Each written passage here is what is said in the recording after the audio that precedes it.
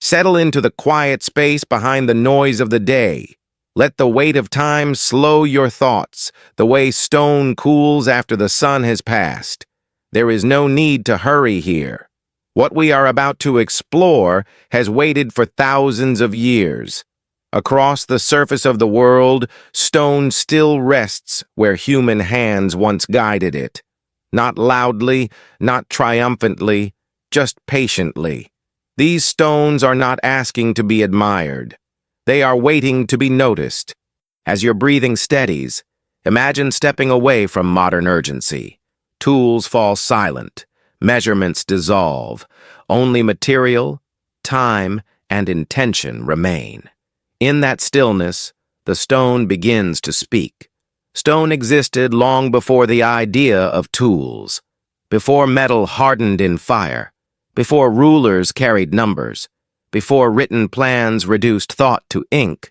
Stone was already being shaped with purpose. Across continents and eras, immense blocks were cut, moved, and set in place with a restraint that still resists easy explanation. The work does not announce force. It does not display excess. What survives suggests patience more than power, attention more than aggression. The surfaces are calm, the joints are deliberate. The stone appears persuaded rather than conquered. If this slow unfolding draws you back to places like this, you can quietly subscribe, not as a commitment, but as a way of returning again and again to the long memory held in silence. Across the ancient world, the same contradiction appears. Stones weighing tens, sometimes hundreds of tons were fitted together so tightly that even today light struggles to enter the seams. Many of these structures stand in places where no evidence of advanced metal tools remains, no machinery, no written instructions explaining how the work was done. For generations, this absence has been filled with speculation, lost machines, vanished sciences, knowledge erased by catastrophe or time. Yet the stone itself offers a quieter account. It does not suggest haste. It does not reflect violence. Instead, it carries the marks of repetition, abrasion, testing, and correction. When examined closely, ancient stonework often reveals a rhythm. Surfaces are not uniformly polished. They are selectively finished. Contact points are smooth where stones meet, rough where they remain hidden. This indicates intention guided by reference rather than brute removal. In many quarries, unfinished blocks still lie where work stopped. Their edges show attempts that were corrected or abandoned. Only those that met a standard were moved forward. Precision was achieved not by speeding up, but by discarding failure early. In places separated by oceans and centuries, similar methods appear. Hard stone shaped cleanly, massive blocks transported without obvious damage, walls aligned carefully to landscapes, horizons, and skies. The repetition is difficult to dismiss. It suggests not a single lost technology, but a shared understanding of material behavior. Stone responds predictably to pressure, friction, heat, and time. These forces do not require machines. They require knowledge earned through observation. Modern assumptions often imagine ancient labor as chaotic or crude, driven by endless effort. The evidence suggests otherwise. The work appears controlled. Errors were minimized before placement, not corrected afterward. This implies planning that existed before the first cut was made. Measurement may have been simple, but it was consistent. Reference mattered more than speed. Time was available, and it was used. The stone remembers this. It records motion without explaining it. Each surface preserves a decision, each joint a correction. What has been lost is not intelligence, but familiarity with methods that favored quiet persistence over visible force. As we begin to look closer, the question shifts. It is no longer how stone was defeated without tools. It becomes how stone was understood so well that tools were almost unnecessary. The idea that stone required domination is a modern projection. Ancient builders seem to have approached it differently, as a material with tendencies rather than resistance. Stone fractures along lines of weakness. It yields to abrasion. It responds to repeated pressure. These qualities are not secrets. They are learned slowly, through watching what happens when force is applied and when it is withheld. The evidence carved into quarries and unfinished monuments suggests that this learning unfolded over generations, not through invention, but through familiarity. In many ancient quarries, the earliest stages of work are still visible. Shallow channels trace outlines where blocks were separated from bedrock. These channels are not chaotic. They are evenly spaced, consistent in width, and repeated with care. The stone between them was not shattered. It was encouraged to separate.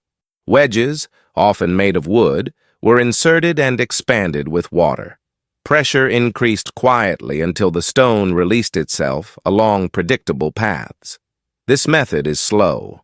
It requires waiting, but it produces clean breaks without metal blades, without sparks, without noise. Other marks suggest abrasion rather than impact. Sand, harder than copper but softer than granite, becomes a cutting agent when moved repeatedly under pressure. When combined with simple drills or saws, it erodes stone grain by grain. Experiments show that this process works, but only when time is allowed to do its work. The resulting surfaces carry a different signature than chisel strikes. They are smoother, more controlled, less chaotic. Many ancient cuts resemble this outcome more than they resemble the marks of hammering. What is often misunderstood is the relationship between time and effort. Modern tools compress time by increasing power. Ancient methods expanded time to reduce effort. When labor is spread across weeks or months, when progress is measured in millimeters rather than meters, control increases. Errors become visible early. Adjustments can be made before they compound. This approach leaves fewer dramatic traces, but more consistent results. In several ancient sites, partially worked stones reveal this philosophy. The shaping process appears incremental. Small areas are refined, tested, and then refined again. Stones were repeatedly placed against their neighbors, removed, adjusted, and returned. The contact surfaces tell this story. They are not flat because they were cut that way once. They are flat because they were corrected until they fit. The surrounding surfaces, hidden from view, remain rough.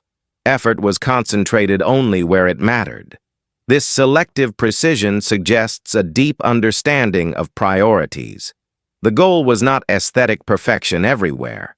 It was stability. Weight distributed evenly, contact maximized, stress reduced. When stones meet fully along their surfaces, they lock together. Mortar becomes unnecessary.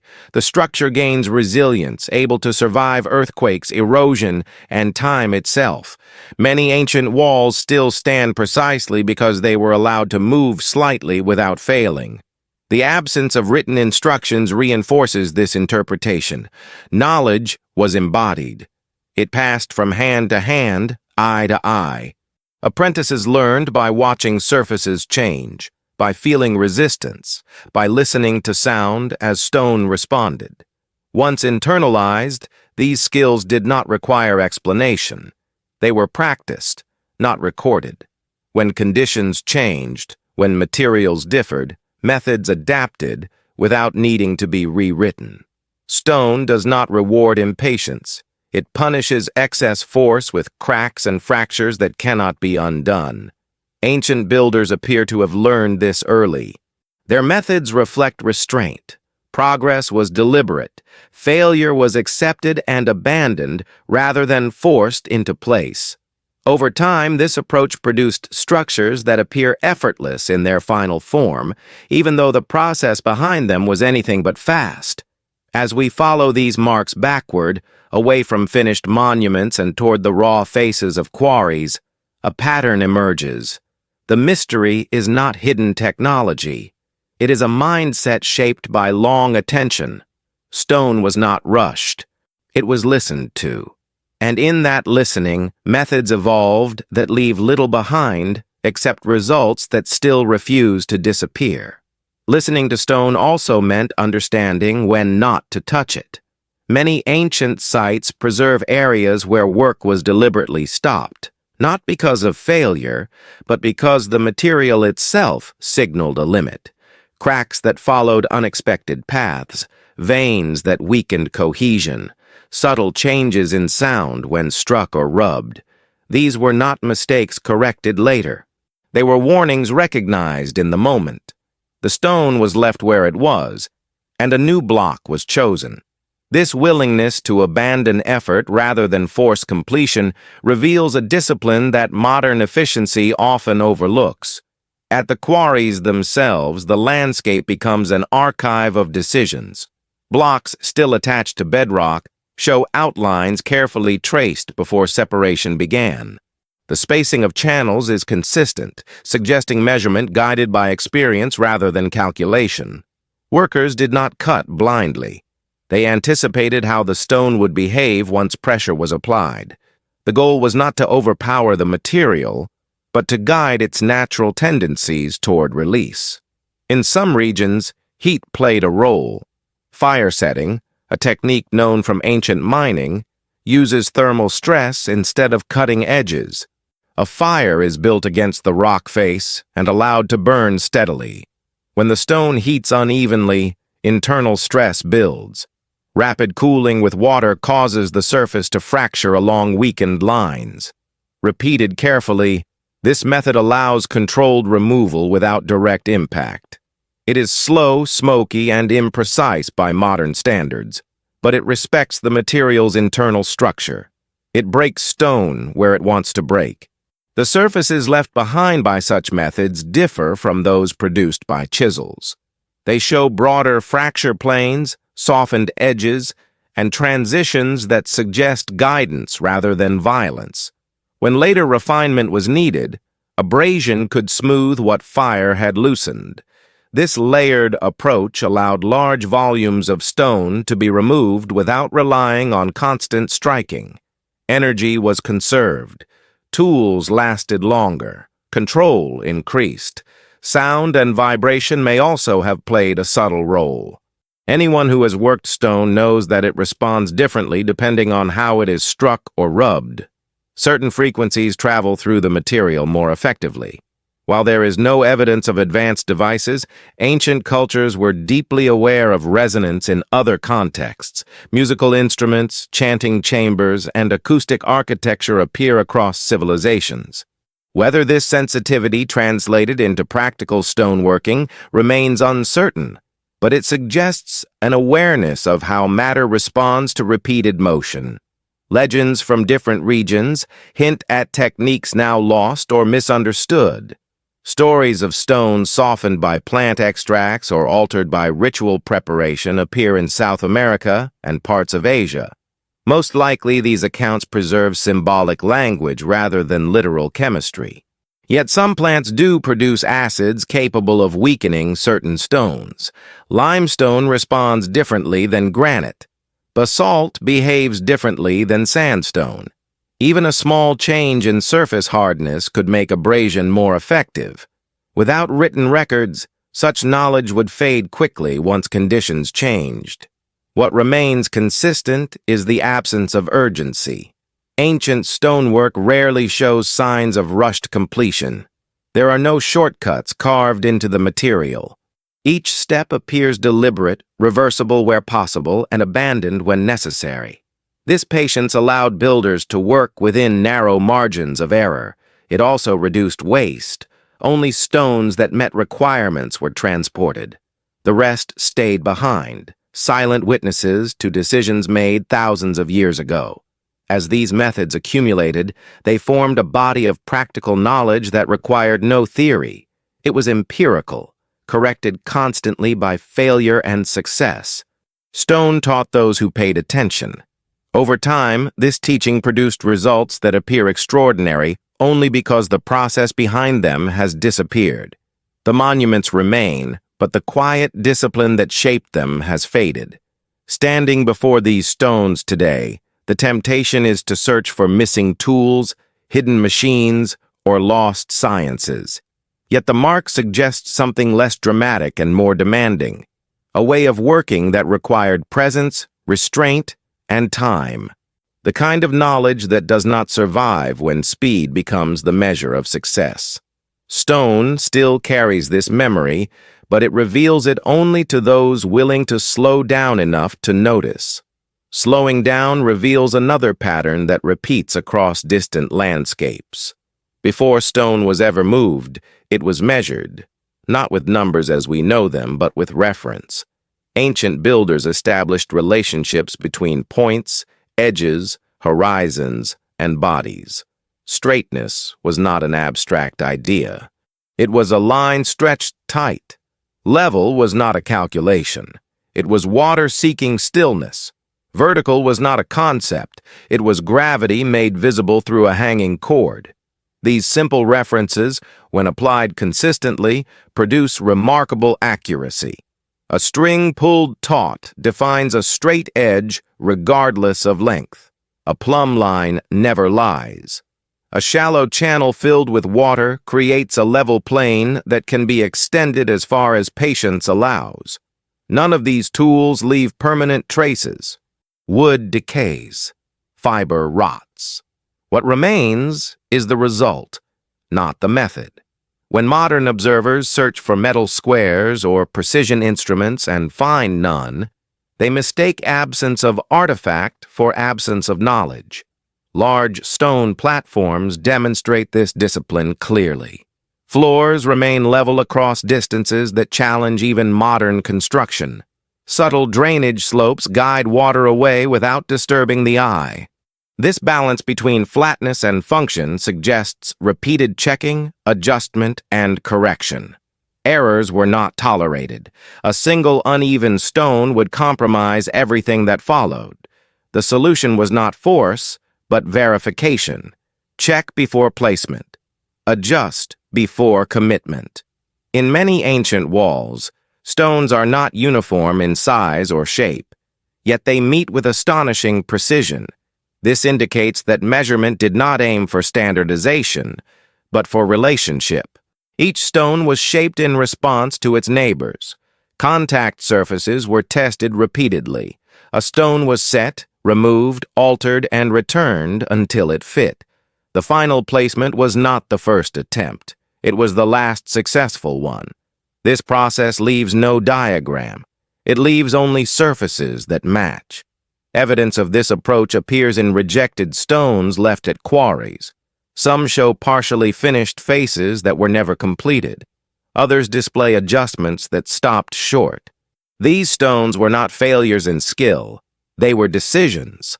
A stone that resisted alignment was abandoned rather than forced into place. This selectivity increased overall precision. Only compliant material progressed. The structure benefited from this restraint. Measurement was also embodied. Skilled workers develop an internal sense of distance and proportion. Repetition trains the body to recognize spacing without reference to numbers. When many workers share the same training, their results converge. Steps, arm spans, sight lines, and angles become consistent across a site. This kind of knowledge is fragile. It survives only through practice. Once disrupted, it vanishes without leaving a trace. Geometry, when it appears, is practical rather than theoretical.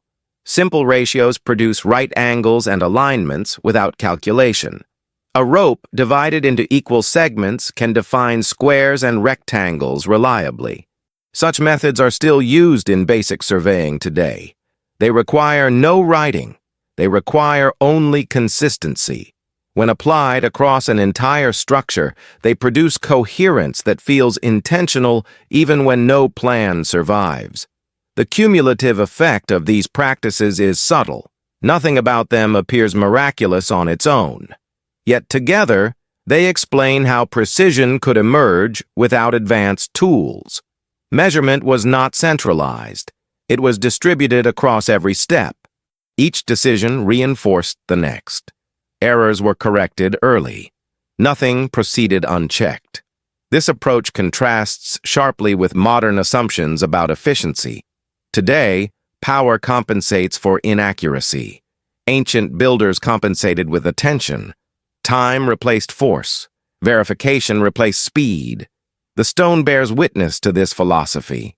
Its surfaces are calm because they were never rushed. As we move closer to the moment when stone left the quarry and entered motion, these same principles follow.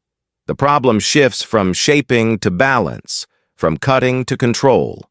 And once again, the solutions favor restraint over spectacle and understanding over strength. Balance begins before movement. Ancient builders understood that a stone's weight is not a single force, but a distribution. Where that weight rests determines whether motion is possible or dangerous. Before transport, blocks were often shaped close to their final form. Excess material was removed early, not for appearance but for stability. A balanced stone behaves predictably. An uneven one resists control. This preparation reduced risk long before the stone ever left the quarry. Evidence for this appears in abandoned blocks that remain partially shaped. Their edges suggest intentional weight reduction that was never completed. These stones were likely judged too unstable to move safely. Rather than attempt transport and risk fracture or loss, they were left behind. This decision reflects an understanding of limits. Ancient builders did not attempt to overcome gravity. They worked with it. Movement itself favored sliding over lifting. Lifting concentrates force and invites failure. Sliding spreads weight across a surface, lowering stress. Wooden sledges appear repeatedly in ancient depictions, especially in Egypt. When placed on dampened sand, friction drops dramatically. Modern experiments confirm what ancient observation already knew. A small adjustment in moisture transforms resistance into cooperation. No innovation was required, only attention. Rollers, often imagined beneath massive stones, are less practical than they appear. Under extreme weight, they deform or slip. On uneven terrain, they introduce instability. Sliding keeps the center of gravity low and predictable. This choice prioritizes control over speed. The stone moves slowly but safely. Progress is measured in small gains, not dramatic advances. Terrain itself became a tool. In some sites, quarries sit slightly above construction platforms. Gravity assists movement rather than opposing it.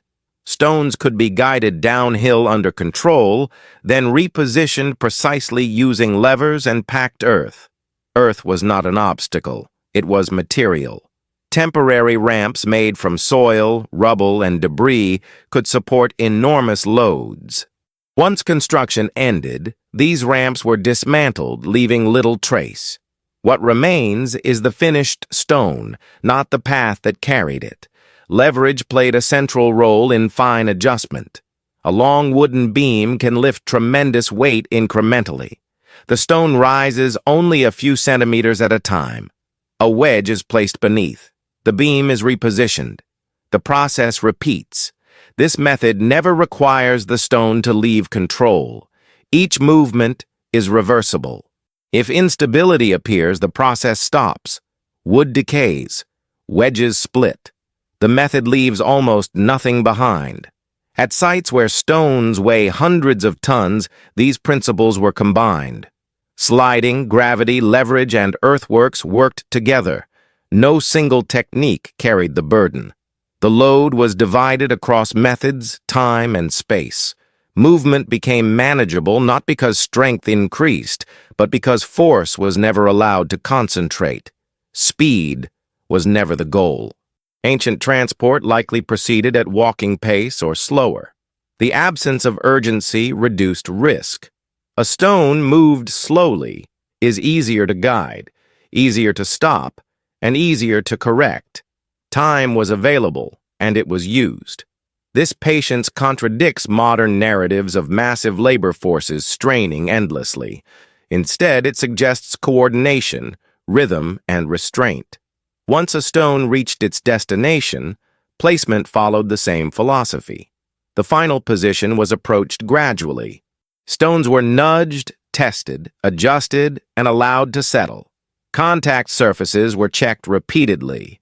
Only when alignment was correct was the stone committed.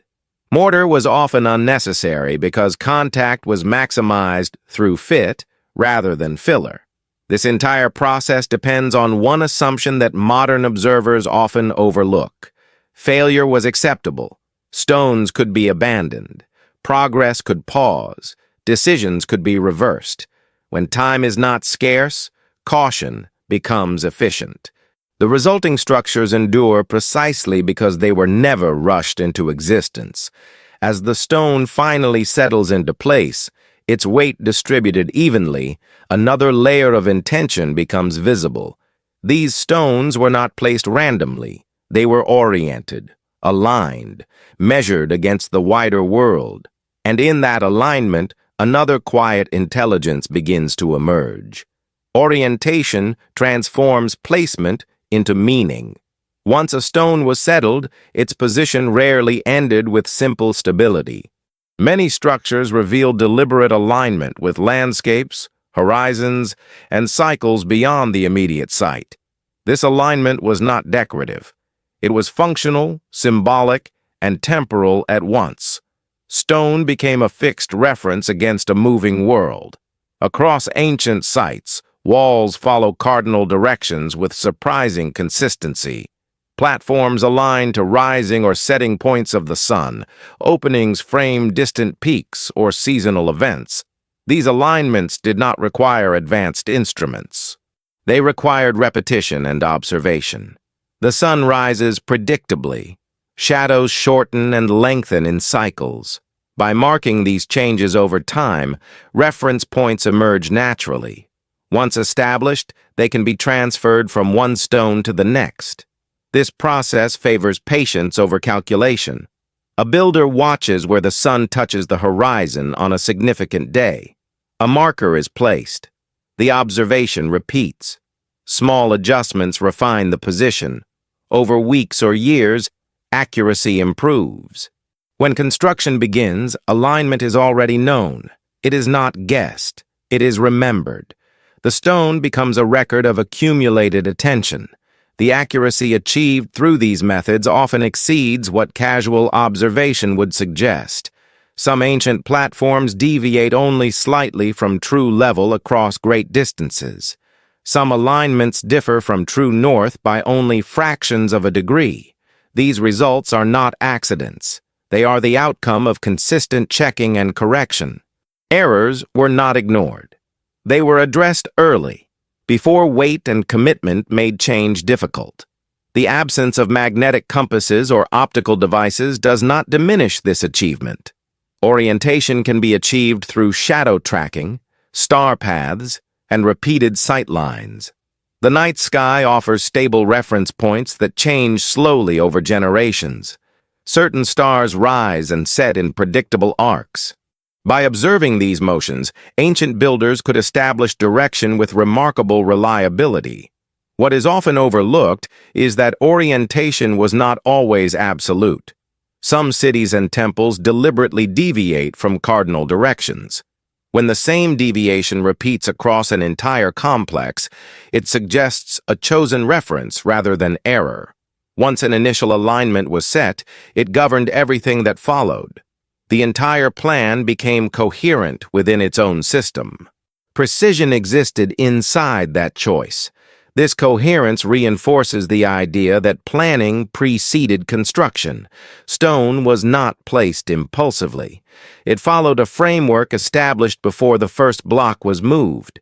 That framework did not need to be written. It lived in shared observation and agreement. Once set, it guided every decision that followed. Orientation also served practical purposes. Proper alignment improves drainage, lighting, and structural stability. Walls angled slightly from prevailing winds reduce erosion. Openings aligned to seasonal light regulate temperature. These benefits emerge naturally when builders pay attention to their environment over long periods. Knowledge accumulates without being formalized. The stones themselves carry subtle evidence of this attention. Wear patterns reflect sun exposure. Surface weathering reveals prevailing conditions. Over centuries, the alignment choices made at the beginning continue to shape how a structure ages. Stone remembers orientation long after its makers are gone. This integration of placement, environment, and time suggests that ancient stoneworking was never just about construction. It was about participation in cycles larger than the individual. The stone became a fixed point in a moving system. Once placed, it marked not only space, but duration. As we trace these decisions backward, a consistent theme emerges. Nothing was isolated. Shaping, transport, placement, and alignment were part of a single process guided by observation. The methods were quiet, the results were enduring, and the knowledge behind them did not announce itself. It settled into the stone and waited. The longer we observe these structures, the clearer it becomes that their builders were not chasing permanence through force. They were seeking balance within change. Stone was their medium, but time was their true collaborator. Time, once accepted as a collaborator, changes the way work is approached. Ancient builders did not treat construction as an interruption of the natural world, but as an extension of it. Stone was chosen not only for strength, but for how it aged. Weathering was anticipated, settlement was expected, movement over decades was accounted for. This foresight is visible in walls that lean slightly inward, terraces that flex with the slope, and joints that tighten rather than loosen with time. In seismic regions, this sensitivity becomes especially clear. Many ancient stone structures survive earthquakes that destroy later buildings. Their resilience does not come from rigidity, but from adaptability. Stones fitted tightly without mortar can shift microscopically and return to place. Energy is dispersed rather than trapped. This behavior is not accidental. It reflects an understanding of how weight, friction, and motion interact under stress. The shaping of stones often reflects this goal. Edges are softened rather than sharp. Contact surfaces are broad rather than narrow. Irregular forms interlock in ways that resist sliding. Each stone supports and constrains its neighbors. The structure behaves as a whole rather than as a stack of parts. This system requires more effort during shaping, but less maintenance afterward. Once complete, it maintains itself. Such choices imply long-term thinking. Builders expected their work to outlast them. They were not optimizing for speed or immediate display. They were designing for endurance. This perspective influences every step, from quarry selection to final placement. Stone that fractures unpredictably was avoided. Materials that weathered poorly were rejected. The environment was studied not as a backdrop, but as an active force. Even the spacing between stones reflects this mindset. Joints are often narrow but not uniform. Slight variations accommodate expansion and contraction. Temperature changes cause stone to move subtly. Rigid precision would fail. Controlled irregularity succeeds. What appears imperfect at close range becomes stable over centuries. This balance is difficult to achieve without experience. The silence surrounding these methods is striking. Ancient inscriptions celebrate kings, gods, and victories, but rarely mention technique. Construction knowledge was not elevated to spectacle. It was practical, shared, and assumed. This omission has misled later observers. When techniques are not recorded, they are easily forgotten. When they are forgotten, the results appear mysterious. Archaeology often focuses on tools because tools survive. Stone hammers, copper chisels, and fragments of equipment are tangible, but they represent only part of the process. Much of the work relied on materials that vanish. Wood, fiber, earth, and water leave little trace. The most important tool may have been judgment, and judgment does not fossilize. Modern reconstructions struggle because they often isolate variables. A single tool is tested against a single stone. The result seems insufficient, but ancient methods were cumulative. Abrasion followed fracture. Levering followed sliding. Measurement followed placement. Each step reduced the burden on the next. No single action carried the full weight of the task. This layered approach also explains the variations seen across cultures. There was no universal method. Each region adapted principles to local materials and conditions. Limestone invites different techniques than granite. Basalt responds differently than sandstone. Builders learned from the stone beneath their feet. Knowledge was local, refined by repetition. What connects these diverse traditions is not technology, but attitude, a willingness to observe before acting, to proceed incrementally, to stop when resistance increased, to abandon when necessary. These choices are difficult to see because they leave no dramatic evidence, yet they shape everything that remains. As we stand among these stones today, the temptation is to ask what has been lost. But perhaps the more useful question is what has been ignored. The ancient world did not lack ingenuity. It lacked urgency. And in that absence of haste, it found a way to work with materials that still outlast our own constructions, quietly holding their place as time continues to move around them. The absence of urgency also reshaped how knowledge moved through generations. Skills were not abstracted into diagrams or formulas. They were transmitted through proximity.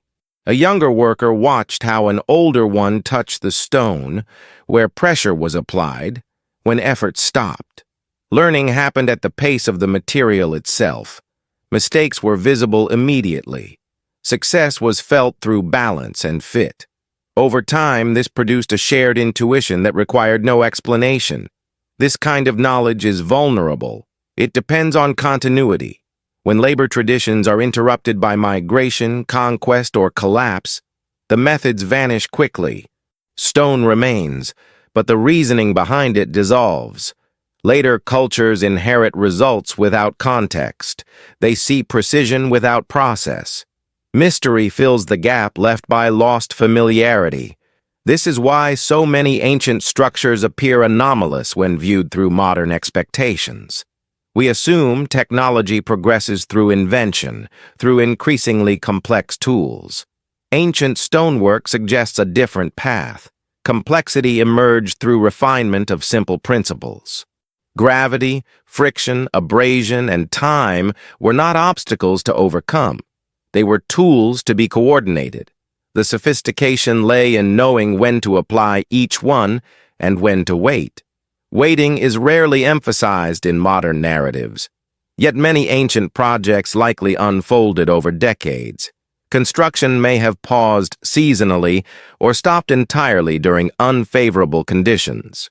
Weather, light, and labor availability dictated rhythm. Stone responds differently in heat than in cold. Moisture changes friction. Builders adjusted accordingly. These pauses were not inefficiencies. They were part of the process. The idea of continuous, uninterrupted construction is a modern assumption. Ancient work was episodic. It advanced when conditions aligned and rested when they did not. This reduced strain on materials and workers alike. Over time, the structure grew organically, layer by layer, decision by decision. The final form was not rushed into existence, it emerged. This perspective also reframes the scale of labor involved. Massive workforces pulling endlessly are not required when time expands. Smaller groups, coordinated and experienced, can achieve remarkable results when pressure is distributed and effort is measured. Control replaces spectacle. The work becomes quiet, almost invisible, until it is complete. When modern experiments attempt to replicate ancient methods, they often compress time to test feasibility. This leads to exhaustion and tool failure. Ancient builders avoided this by design. They accepted slowness as an advantage. Tools wore less quickly. Errors were fewer. The cumulative effect was efficiency over the long term, even if progress appeared slow in the short term. Stone monuments, then, are not evidence of lost miracles. They are evidence of sustained attention applied over long durations. Their precision reflects not advanced machines but disciplined process. The mystery lies not in what tools were used, but in how time itself was treated as a resource. As this understanding settles, the stones begin to feel less alien. They are no longer challenges to modern capability, but reminders of a different relationship with work and material, one that valued continuity over speed, fit over force, and endurance over display. From this point, the question shifts again. If ancient builders could achieve so much by aligning themselves with natural principles, what else might they have understood about cycles, repetition, and return? And how much of that understanding still echoes, quietly, in the structures that remain? That quiet echo draws attention beyond technique and toward pattern. When stonework from distant cultures is placed side by side, similarities emerge that cannot be explained by contact alone. The same respect for material limits. The same patience with process. The same reliance on cycles rather than interruption. These patterns suggest that ancient builders were responding to shared realities rather than shared instructions. Stone behaves the same everywhere. Gravity does not change. Time moves at the same pace. Knowledge shaped by these constants converges naturally. In this sense, ancient stonework belongs to a broader worldview, one in which humans were participants rather than masters. Construction was not an act of domination, but of negotiation. The builder observed the environment, learned its rhythms, and inserted stone into those rhythms carefully. This approach mirrors how ancient cultures understood agriculture, astronomy, and ritual. Everything operated within cycles. Planting followed seasons. Ceremonies followed celestial events. Building followed material readiness. Stone structures often reflect this cyclical thinking in their layout and use. Some platforms align with solstices or equinoxes, marking turning points in the year. Others are positioned to frame lunar events or stellar risings. These alignments were not symbolic decorations added later. They were integrated from the beginning. This suggests that construction was part of a larger temporal framework, linking human effort to recurring cosmic patterns. The act of building itself may have been seen as a way of anchoring time. By fixing stone in alignment with predictable cycles, ancient builders created reference points that outlasted individual lives. The structure became a memory device, encoding knowledge about seasons, directions, and order. Even when the original meaning faded, the alignment remained, silently preserving information. This perspective also explains why so much effort was invested in accuracy. A small error in alignment compounds over time. A structure intended to mark a solar event loses its function if precision slips. Careful measurement was therefore not optional. It was essential. The stone had to be placed correctly the first time, because correction later would be difficult or impossible. The durability of these alignments suggests that builders tested them before committing stone. Temporary markers, wooden frames, and earthen guides likely preceded permanent placement. Observations may have spanned years before construction began. Only when reference points proved reliable did stone replace wood. This progression from temporary to permanent mirrors the broader ancient preference for testing before fixing. What remains striking is how little of this process survives materially. The markers were removed, the frames decayed. The earth was leveled again. Only the stone endured. To later observers, it appears sudden, as if precision emerged fully formed. In reality, it was the final stage of a long conversation between observation and decision. As attention shifts from individual techniques to overarching patterns, the idea of lost science becomes less compelling. What appears lost may simply be incompatible with modern habits of speed and documentation. Ancient builders did not externalize knowledge into manuals. They embedded it into practice and stone. When practice ended, knowledge faded. Yet the stones remain as quiet witnesses. They do not explain themselves. They do not advertise their methods. They only demonstrate outcomes that remain stable within changing worlds. In doing so, they invite a different kind of inquiry, one that values patience over certainty. Moving deeper into this perspective, it becomes possible to see ancient construction not as a technological puzzle, but as an expression of cosmology. Stone, time, and human attention were aligned deliberately, and in that alignment, something more than buildings was created, a way of thinking briefly fixed in material before returning to silence. Cosmology shaped not only where stone was placed, but how effort itself was understood. In many ancient cultures, labor was not separate from meaning. To shape stone was to participate in an ordered universe, one governed by repetition and balance. The builder did not impose form arbitrarily. Form emerged through alignment with principles believed to pre-exist human action. This belief altered the relationship between worker and material. Stone was not inert matter. It was part of a living order that demanded respect. This attitude helps explain the restraint visible in so much ancient work. Excess was avoided not merely for efficiency, but because it disrupted balance. Cutting deeper than necessary, forcing a stone into place, or ignoring environmental cues risked more than structural failure. It risked disharmony. Whether this was framed in religious, philosophical, or practical terms, the result was the same. Care governed action. In this context, precision becomes a moral quality as much as a technical one. To align a stone correctly was to honor order. To rush was to introduce disorder. This perspective would naturally favor slow methods that allowed continual correction. Abrasion over impact, sliding over lifting, testing over assumption. These choices reflect values as much as skills. The integration of work and worldview also explains why construction sites often served multiple functions. Quarries became ritual landscapes.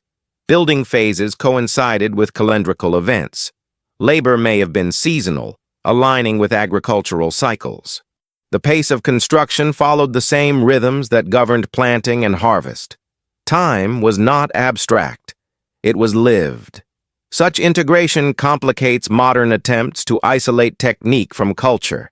We ask how stones were cut or moved as if these were purely mechanical problems. For ancient builders, they were embedded within larger systems of meaning.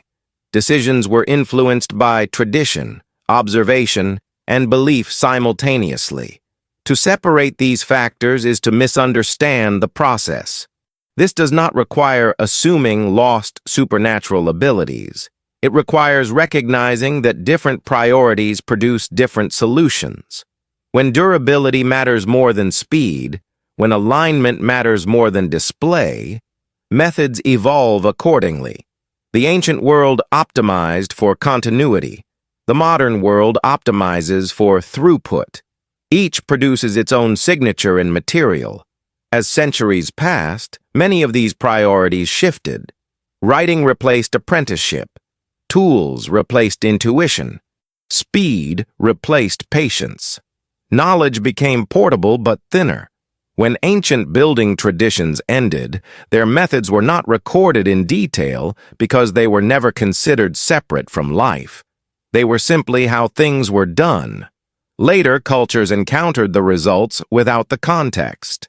Stone walls stood where their own methods struggled. Precision appeared without explanation. Speculation filled the gap. Myths of giants, gods, or lost technologies emerged to account for what no longer fit familiar categories. Mystery replaced understanding. Yet the stones themselves resist these narratives. They show no evidence of sudden intervention or singular innovation. They show repetition, correction, and wear. They speak of hands returning to the same surface again and again, of decisions made slowly and revised often, of progress measured in fit rather than force. Seen this way, ancient stonework becomes less alien and more challenging. It asks not what tools are missing, but what attitudes have changed.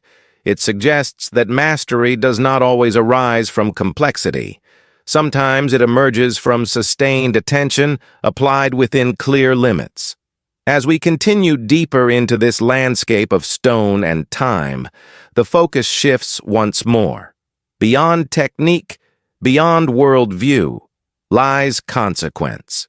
What happens when such knowledge disappears, and what does its absence reveal about the civilizations that followed?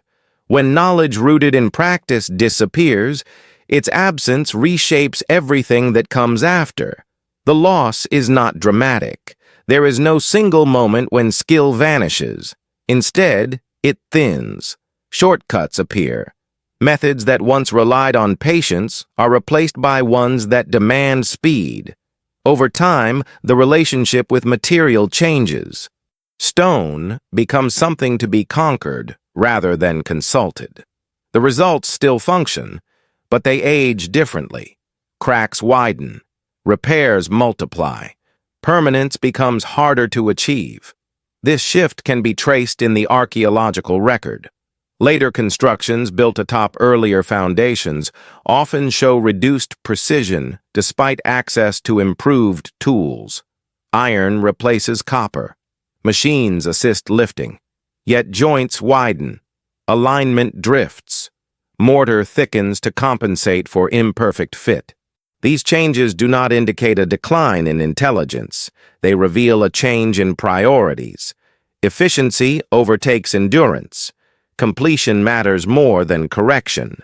As societies grow more complex, specialization increases. Knowledge fragments. One group extracts stone. Another shapes it. Another moves it. Another assembles it. Each step becomes isolated. Feedback weakens. The intimate loop between observation and adjustment breaks. Errors propagate further before being noticed. Correction becomes expensive. Instead of stopping, builders compensate. Filler replaces fit. Reinforcement replaces balance. The ancient model depended on continuity. The same eyes that judged the stone often shaped and placed it. Decisions were informed by immediate consequence. When this continuity breaks, technique becomes harder to sustain. Written instructions attempt to replace experience, but they flatten nuance. They describe what to do, not when to stop. They cannot convey the subtle signals a material gives when it is about to fail. This loss also alters how monuments are perceived. Earlier structures endure with minimal intervention. Later ones require constant maintenance. The contrast invites speculation. Observers assume earlier builders possessed superior tools or hidden knowledge. In reality, they possessed uninterrupted familiarity. Their advantage was not invention, but retention. Once lost, such knowledge is difficult to recover. Experimental archaeology can replicate outcomes under controlled conditions, but it compresses time. It tests feasibility, not sustainability. Ancient builders were not proving that something could be done once. They were establishing methods that worked reliably across generations. This distinction matters. The disappearance of these practices also affects how modern cultures imagine progress. We equate advancement with acceleration. We assume better tools always produce better results. Ancient stonework challenges this assumption. It shows that certain outcomes depend on limits rather than power, that slowing down can increase accuracy, that waiting can reduce error. In this sense, the stones are not relics of a superior past. They are mirrors. They reflect choices made about time, effort, and value. They reveal that knowledge tied too tightly to practice is fragile, but also that practice itself can achieve things theory cannot easily replace. As we look across civilizations that rose and fell, a pattern emerges. Techniques vanish when the conditions that support them change, when labor becomes scarce, when time becomes compressed, when continuity is disrupted. The stones remain, but the culture that understood them does not. What survives, then, is a question, not of how ancient builders achieved the impossible, but of why later societies chose different paths, and whether something essential was exchanged for speed, convenience, or scale. In the quiet presence of ancient stone, this question lingers. It does not accuse.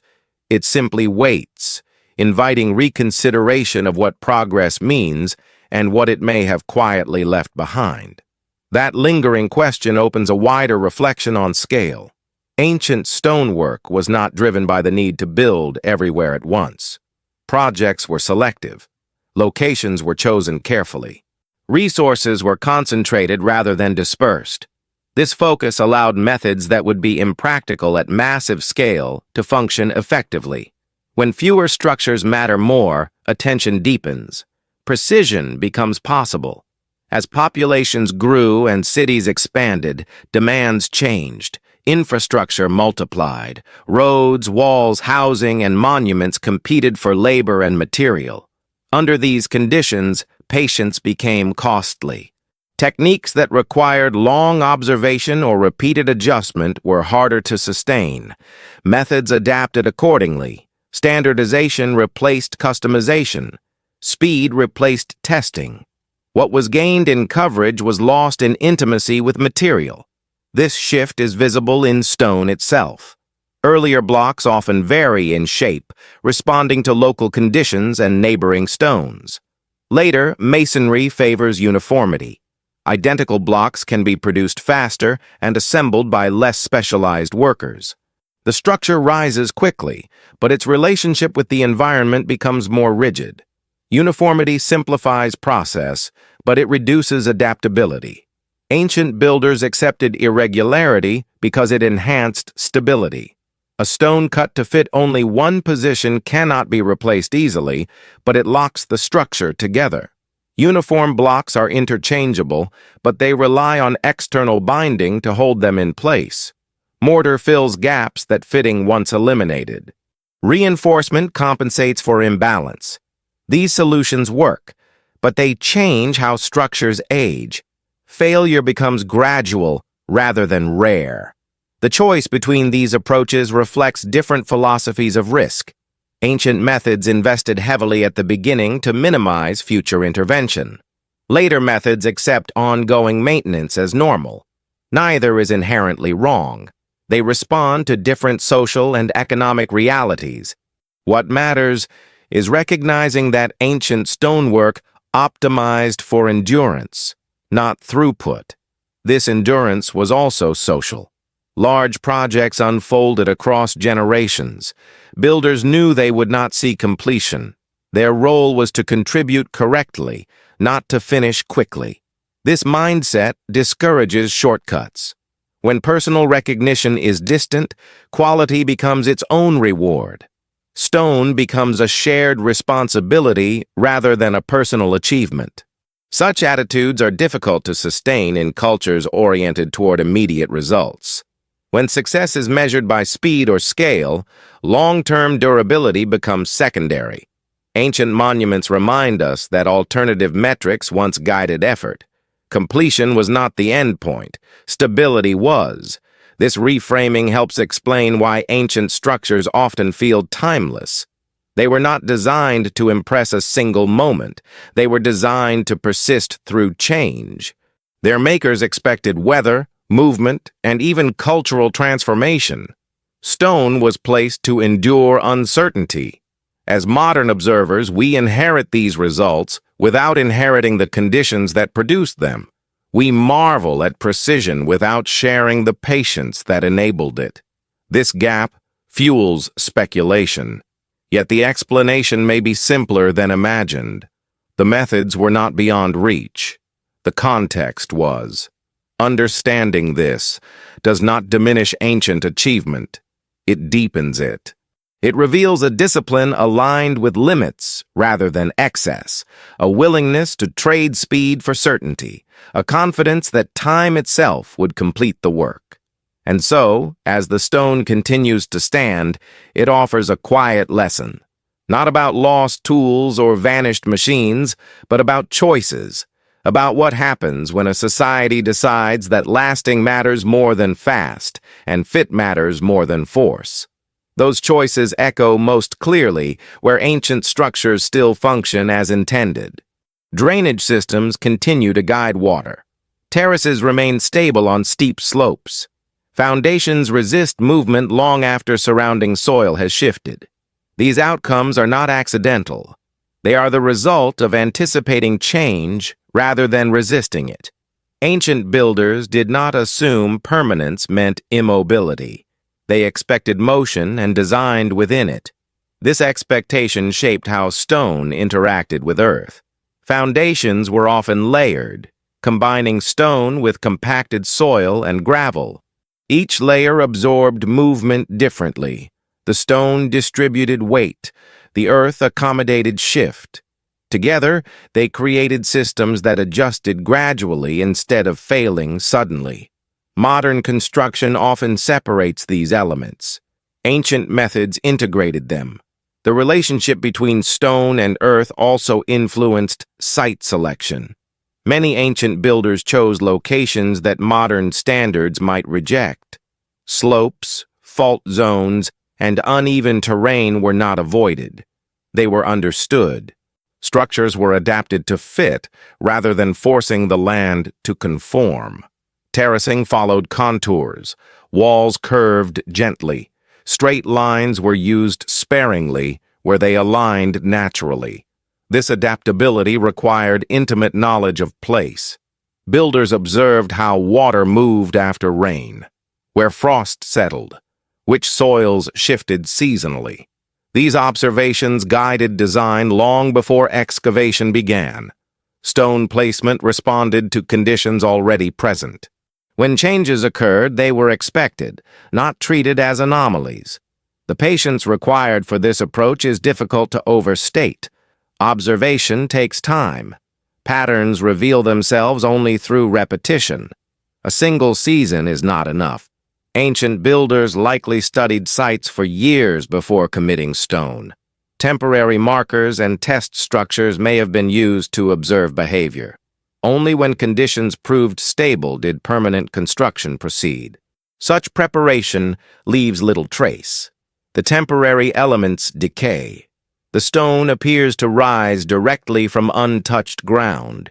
This illusion contributes to the sense of mystery. Yet the absence of evidence is itself evidence of restraint. Builders did not rush to monumentality. They waited until conditions aligned. This waiting also influenced how resources were managed. Stone was quarried carefully, often from nearby sources. Transport distances were minimized when possible. This reduced risk and effort. When distant stone was used, it carried meaning that justified the expense.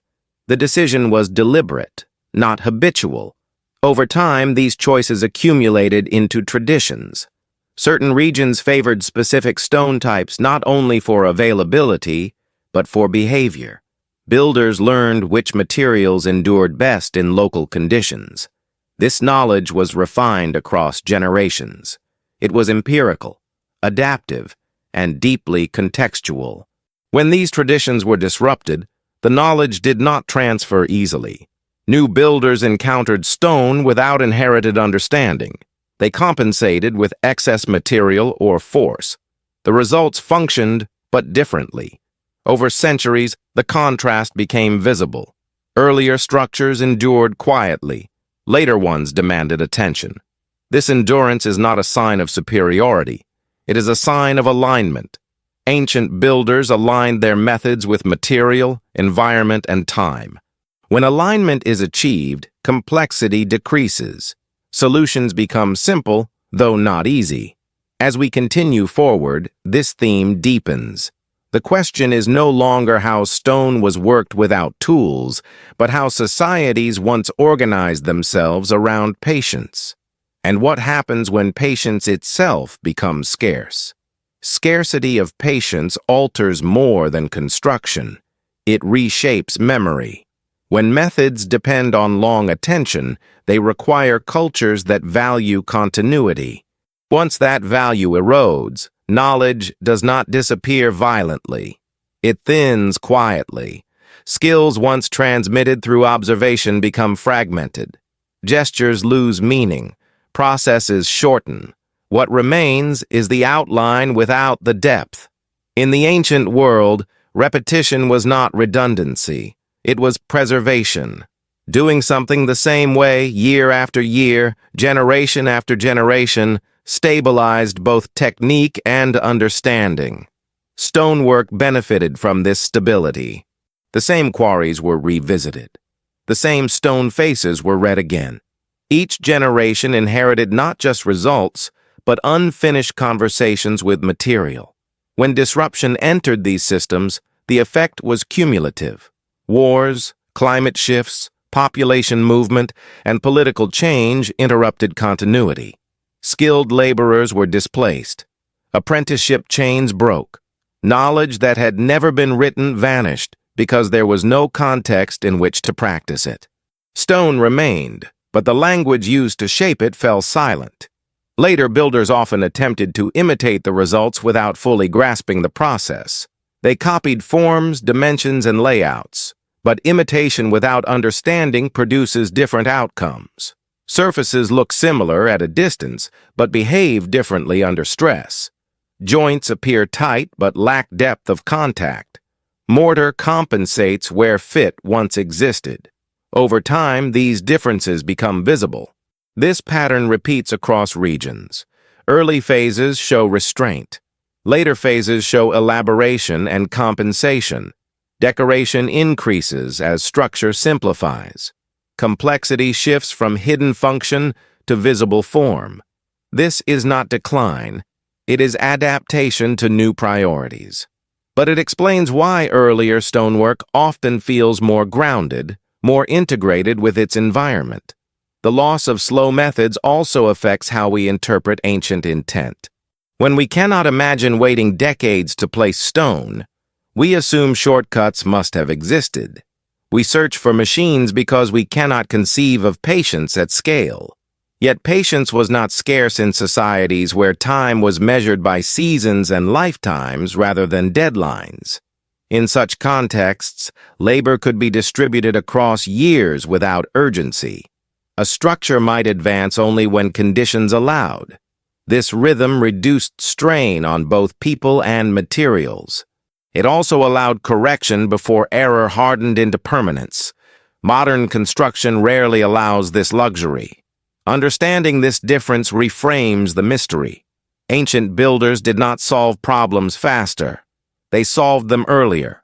They invested time before commitment. Once stone was placed, it stayed. The effort was front-loaded. Modern methods often reverse this, placing quickly and correcting later. Stone preserves this contrast. Earlier work shows confidence in placement. Later work shows reliance on repair. One trusts initial judgment, the other anticipates revision. Neither approach is inherently superior, but they produce different legacies. As these realizations accumulate, the question shifts once again. If ancient societies organized labor, time, and knowledge around patience, what other aspects of their worldview supported this choice? And how deeply was this orientation embedded beyond construction, shaping how they understood existence itself?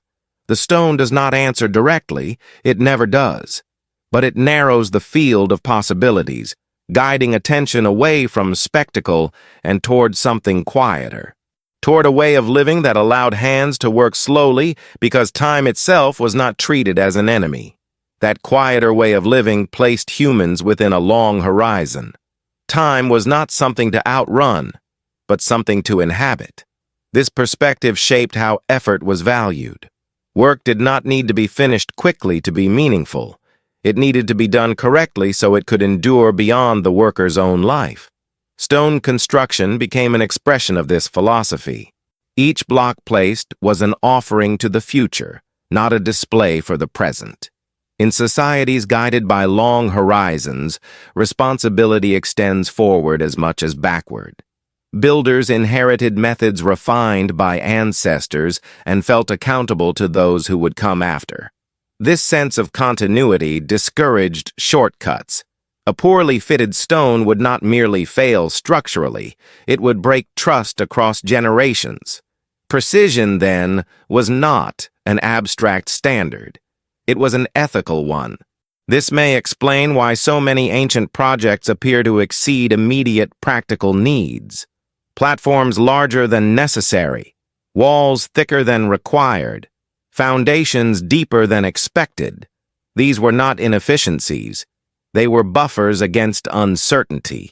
Builders anticipated erosion, settlement, and change. Excess was not wasteful if it preserved stability over centuries. The cost was time, and time was available. Such thinking stands in contrast to cultures that emphasize expansion and immediacy. When horizons shorten, effort compresses. Structures are optimized for present conditions rather than unknown futures. Materials are pushed closer to their limits. Safety margins shrink. The result is impressive speed paired with fragility. Ancient stonework rarely shows this tension. Its margins are wide, its decisions conservative. This conservatism also shaped aesthetics. Beauty emerged from proportion and fit rather than ornament. Surfaces were refined only where interaction mattered. Hidden areas remained rough. This economy of effort reflects clarity of purpose. The stone was not meant to impress through decoration. It was meant to perform quietly, reliably, and for a very long time. In this context, the distinction between practical and sacred dissolves. Building well becomes a form of reverence. Alignment, balance, and endurance mirror cosmic order. To place stone correctly is to acknowledge one's place within a larger pattern. This idea appears across ancient traditions, even when expressed differently. The act of construction becomes a way of participating in something enduring. When modern observers separate engineering from belief, they risk misunderstanding both. Ancient builders did not see these domains as distinct.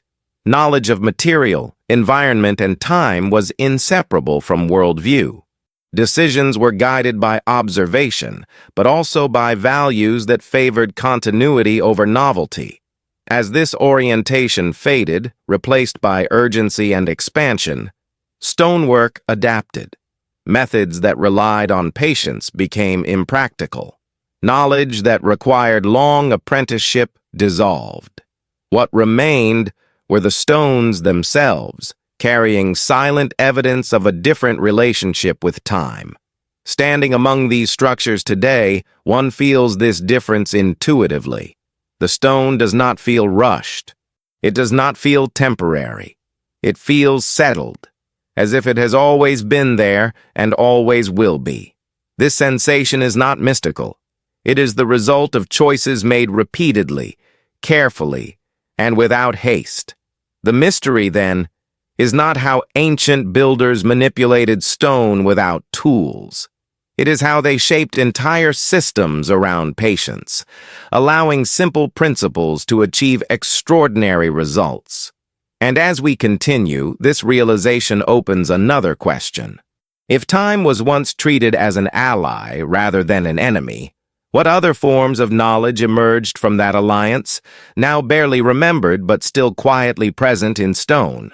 From that alliance with time emerged a kind of knowledge that rarely announces itself. It does not appear as formula or instruction. It reveals itself through rhythm, through knowing when to act and when to wait. Ancient builders learned to read subtle signals long before stone was touched. The sound of a hammerstone striking rock, the way dust formed beneath abrasion, the shift in resistance felt through the hands. These cues guided action more reliably than written rules ever could. This sensitivity was cultivated through repetition. Working stone day after day trains perception. What begins as effort becomes conversation. The material responds differently depending on moisture, temperature, and internal structure. A skilled worker does not force progress. They adjust. When resistance increases, they pause. When the stone yields, they continue. This responsiveness prevents catastrophic failure and allows precision to emerge gradually. Such skills are difficult to quantify. They cannot be reduced to measurements alone. Two stones of the same size may behave differently. A written instruction cannot account for this variability. Only presence can. This is why ancient methods depended so heavily on apprenticeship. Knowledge lived in bodies, not in texts. It survived only as long as people practiced it. When this chain breaks, later observers are left with results but no method. They attempt to reverse engineer outcomes using modern assumptions. Power replaces sensitivity. Force replaces feedback. The effort increases, but control decreases. The result feels paradoxical. More technology produces less precision. This paradox fuels speculation. Faced with stonework that exceeds modern expectations, explanations drift toward lost machines or hidden sciences. Yet the stones themselves contradict this narrative. They show uneven surfaces where uniformity was unnecessary. They show corrections made mid-process. They show decisions revised rather than enforced. These are not the marks of automated perfection. They are the marks of attentive human labor. Attention itself becomes the missing element. Not attention as concentration, but attention as relationship. Ancient builders were not trying to dominate material. They were trying to cooperate with it. This required humility. Stone does not respond to intention alone. It responds to pressure applied in the right way at the right time for long enough. This approach also explains why many ancient techniques appear inefficient when isolated. Abrasion seems slow. Sliding seems cumbersome. Levering seems limited. Yet, combined and applied patiently, they produce results that endure. Efficiency was measured over centuries, not days. A structure that stands for millennia is efficient in a way modern metrics rarely capture. As this perspective deepens, the question of tools becomes less central. Tools mattered, but they were extensions of judgment rather than replacements for it. A stone hammer amplifies force, but only judgment decides where to strike. A wooden wedge applies pressure, but only observation determines when to stop. Without that guidance, tools become blunt instruments. The ancient world invested heavily in cultivating this judgment. It accepted the cost of time because the return was reliability. When conditions allowed this investment, stonework flourished. When conditions changed, the investment became unsustainable. The knowledge did not migrate easily. It required a specific relationship with time, labor, and expectation. And so the stones remain, carrying traces of a discipline that once thrived quietly. They do not demand belief in lost technologies. They invite reconsideration of what mastery looks like when speed is removed from the equation. In their stillness, they suggest that something essential was not taken away by time, but traded willingly for other priorities. That trade reshaped not only construction, but perception itself. When speed becomes the dominant measure of success, subtle signals are overlooked. Feedback that once guided action is drowned out by momentum. Ancient stonework emerged from a slower sensory world, one where attention could settle deeply enough to notice small changes. The rhythm of work matched the rhythm of perception. Hands, eyes, and time moved together. In this environment, mistakes were not hidden. They were teachers. A crack that formed too early revealed internal stress. A surface that resisted abrasion indicated a change in grain. These lessons accumulated quietly. Over years, they shaped intuition more reliably than any instruction. The builder learned not just how stone behaved, but how their own actions influenced that behavior. This feedback loop extended beyond individuals. Knowledge was communal. Work was shared. Multiple eyes watched the same process, catching what one might miss. Decisions were discussed, not rushed. When uncertainty arose, the default response was to pause rather than push forward. This collective restraint reduced error and reinforced shared standards. Such coordination requires social structures that support it. Labor must be valued beyond immediate output. Experience must be respected.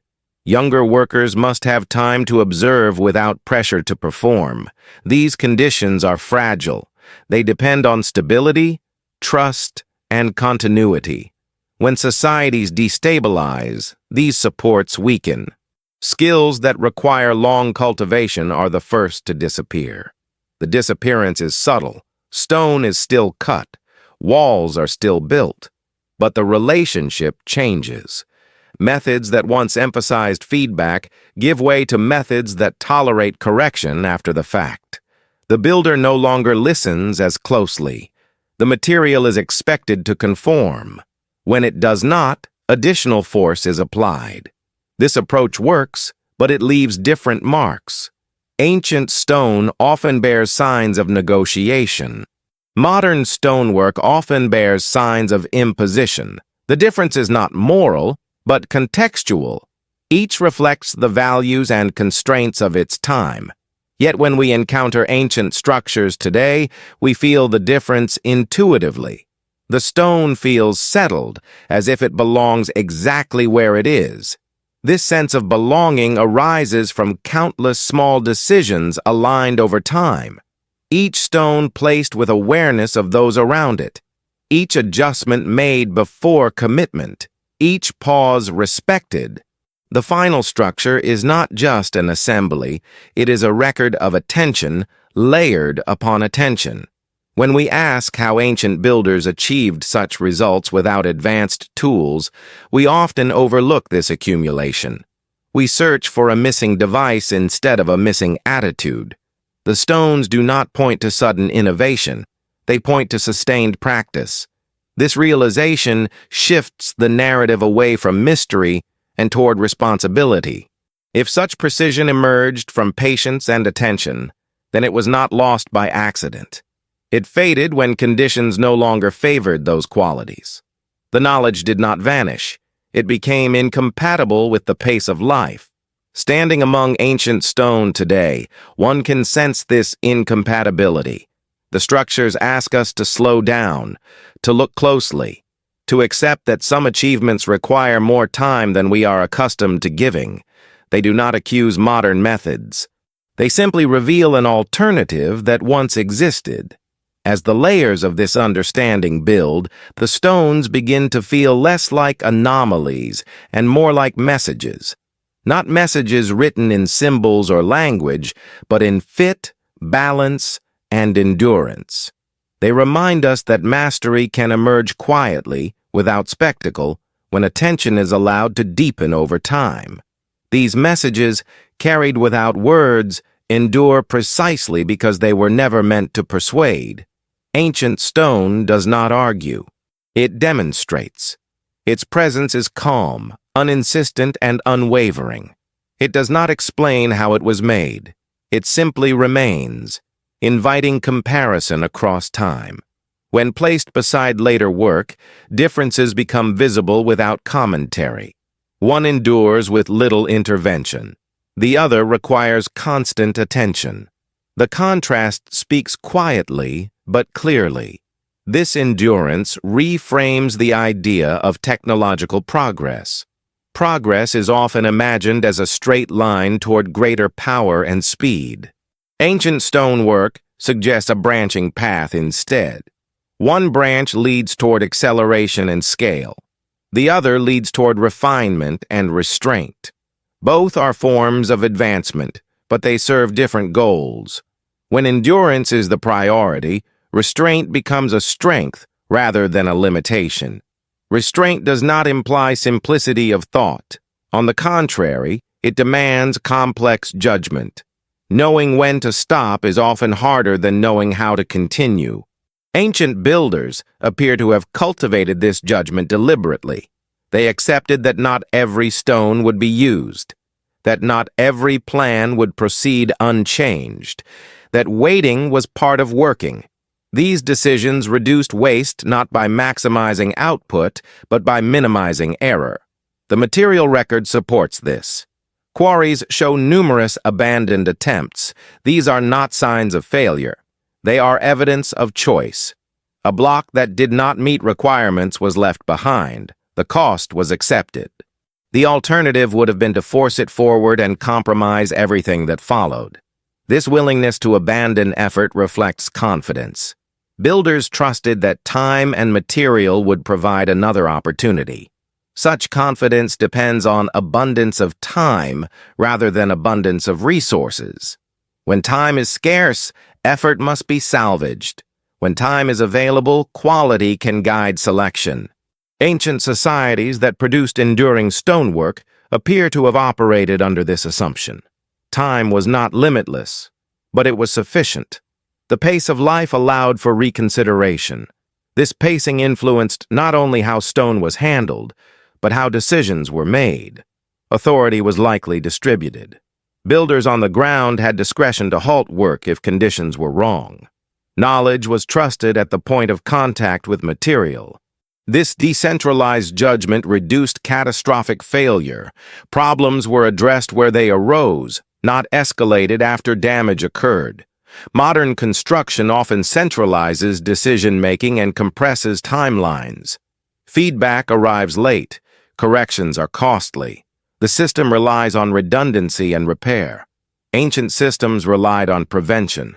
Both approaches function, but they leave different signatures in stone. When we encounter ancient structures today, we often attribute their success to extraordinary planning or unknown techniques. Yet the evidence suggests something more ordinary and more demanding. Attention was sustained. Judgment was respected. Time was allowed to do its work. These conditions do not produce dramatic stories, but they produce durable results. As this understanding settles, the mystery loses some of its tension. What remains is not an unsolved puzzle, but a challenge to modern assumptions. If endurance requires patience, what has been sacrificed in its absence? If precision depends on restraint, what has acceleration displaced? The stones do not answer these questions directly. They continue to stand, absorbing weather, movement, and change without complaint. In their stillness, they offer a reference point, a reminder that another way of working once existed, and that its traces are still present, waiting for those willing to look long enough to see them. Looking long enough reveals that this other way of working was not fragile because it was simple, but because it depended on alignment across many layers of life. Time, labor, material, and meaning had to move together. When one layer shifted, the entire system adjusted or dissolved. Stonework was not an isolated craft. It was a visible outcome of deeper agreements about how effort should unfold. These agreements shaped daily rhythms. Work followed light. Rest followed exhaustion. Observation preceded action. There was room to pause without fear of falling behind. In such conditions, mistakes could be absorbed without urgency. Learning unfolded naturally. Stone responded differently to hands that were not rushed. The material rewarded calm persistence.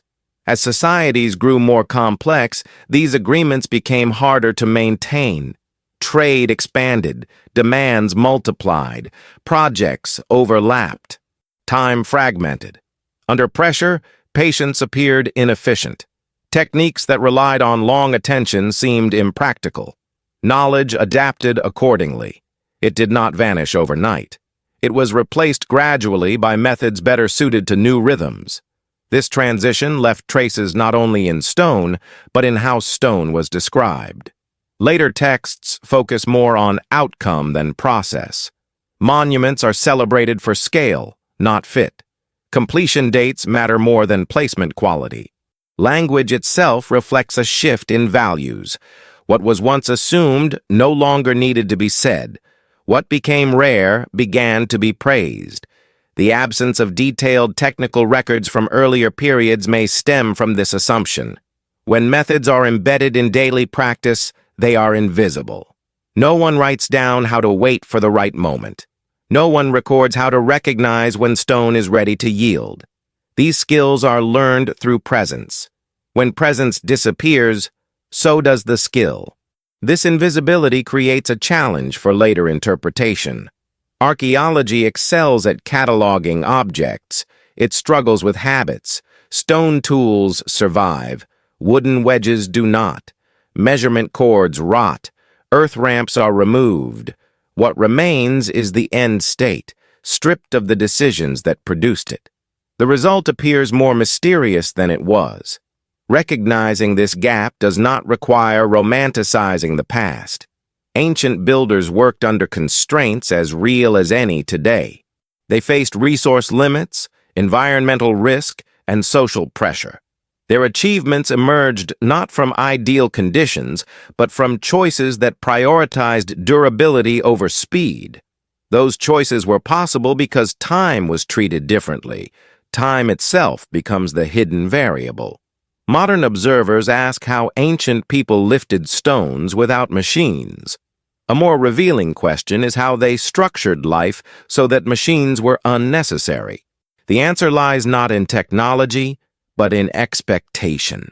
Progress was not measured in how quickly something rose, but in how long it remained. As this perspective deepens, the stones begin to feel less like artifacts and more like witnesses. They testify not to lost inventions, but to lost tempos, to rhythms of work and attention that once aligned human effort with material behavior. And so the investigation turns inward. The stones are not withholding their secret. They are reflecting it back. They show what becomes possible when time is allowed to stretch, when correction precedes commitment, and when patience is not treated as a weakness, but as the primary tool. With this understanding, the final phase of the story approaches. Not one of answers, but of reflection. Of what it means to inherit structures built for a pace we no longer share, and what quiet lessons they may still offer to those willing to slow down and listen. Inheritance is never neutral. To receive something built for a different pace is to confront the distance between then and now. Ancient stone structures were not designed to impress future observers. They were designed to function within a world that moved slowly enough to support their making. When that world faded, the structures remained, standing slightly out of sync with the tempo of those who followed. This mismatch shapes modern interpretation. We approach ancient stone with expectations formed by acceleration. We ask how it was done quickly, efficiently, at scale. When no answer appears, we assume something is missing. Yet what is missing may not be a tool or a technique, but the context that made such questions irrelevant. Ancient builders were not solving for speed. They were solving for continuity. Continuity requires a different relationship with uncertainty. It assumes that not everything must be resolved immediately, that some decisions can remain open. That observation can precede action without penalty. In such an environment, stonework becomes an extended conversation rather than a sequence of tasks. Each phase informs the next. Nothing is final until it is proven stable. This approach produces structures that feel settled rather than finished. They do not announce completion. They simply arrive at equilibrium. Weight distributes, surfaces meet, movement is absorbed. Over time, the structure becomes part of its surroundings rather than standing apart from them. This integration is difficult to achieve when construction is treated as a race. Modern observers often underestimate the power of this integration. We look for evidence of lifting capacity or cutting speed. We measure force and hardness. These metrics matter, but they do not capture the full picture. Ancient stonework succeeds not because it overcomes material limits, but because it rarely approaches them. Safety margins are wide. Stress is dispersed. Failure is anticipated and prevented. This preventive mindset is visible everywhere once noticed. In oversized foundations, in tapered walls, in joints that tighten under load. These features are not decorative. They are decisions shaped by long experience. They reflect an understanding that stone, once placed, will interact with time in unpredictable ways. Better to allow for change than to resist it. When we inherit such structures, we inherit their assumptions without sharing their pace. We marvel at what we did not build and struggle to maintain what we did. Repairs often introduce rigidity where flexibility once existed. Mortar fills gaps that once allowed movement. Reinforcement fixes what fitting once solved. The structure survives, but its original logic is altered. This alteration reveals something essential. Ancient stonework was not merely about technique. It was about relationship, between people and material, between effort and time, between decision and consequence. When that relationship changes, the methods no longer make sense. They appear inefficient, excessive, or mysterious. Yet the stones do not resist reinterpretation. They continue to stand, adapting quietly to new interventions. They absorb what they can. They crack where they must. In doing so, they continue to teach, not by instruction, but by example. As this chapter closes, the investigation arrives at a calmer place. The question of how ancient builders manipulated stone without tools gives way to a deeper realization. They did not manipulate stone at all. They aligned with it. They shaped their lives around its behavior, and in doing so, created works that still endure. What remains now is not a puzzle to solve, but an invitation to reconsider what mastery looks like when time is abundant. To notice what becomes possible when patience is treated not as delay, but as method, and to recognize in the quiet persistence of stone a reflection of choices that still lie within reach, should we ever choose to slow down enough to see them. Slowing down enough to see them also reveals something else, something older and less comfortable. Beneath the patience and restraint visible in ancient stonework lies a deeper pattern of repetition and reset. Civilizations rise into alignment with their environment, refine their methods, and then, quietly or violently, fall out of step. The stones remain while the rhythm that created them fades. This cycle repeats across continents and millennia. In many regions, the most precise stonework belongs to the earliest phases of construction. Later, additions grow larger, more ornate, but less exact. This reversal challenges the modern expectation of linear improvement. It suggests that peak mastery often occurs before peak expansion. When societies are smaller, more attentive, and more closely bound to place, their work tends to be more precise. As scale increases, sensitivity diminishes. Environmental disruption often accompanies this shift. Climate changes alter water patterns. Forests are depleted. Soil erodes. The conditions that once supported slow, patient building disappear. Labor is redirected toward survival rather than refinement. Knowledge that depends on calm continuity becomes impractical. In this way, loss of technique is not mysterious. It is a consequence of instability. Ancient myths often encode this awareness. Stories of golden ages followed by decline appear worldwide. These narratives rarely focus on technology. They focus on harmony. On a time when humans lived in balance with forces larger than themselves. When that balance was broken, catastrophe followed. Whether these stories are symbolic or historical, they reflect an understanding that mastery is fragile. Stone monuments stand at the edge of these transitions. They are often the last products of a stable phase. Afterward, construction continues, but under different assumptions. Walls rise faster, Materials change, methods simplify. The result is not failure, but adaptation to new pressures. Precision yields to resilience of a different kind. Flood layers, abandoned cities, and interrupted building phases reinforce this pattern. Work stops abruptly. Sites are left unfinished. Later cultures return, reuse, and reinterpret. The stones are inherited without the rhythm that shaped them. Each return alters the original intent slightly. Over time, the structure becomes a palimpsest of different tempos. In this context, the idea of lost knowledge gains a new dimension. What was lost was not a single technique, but a way of inhabiting time.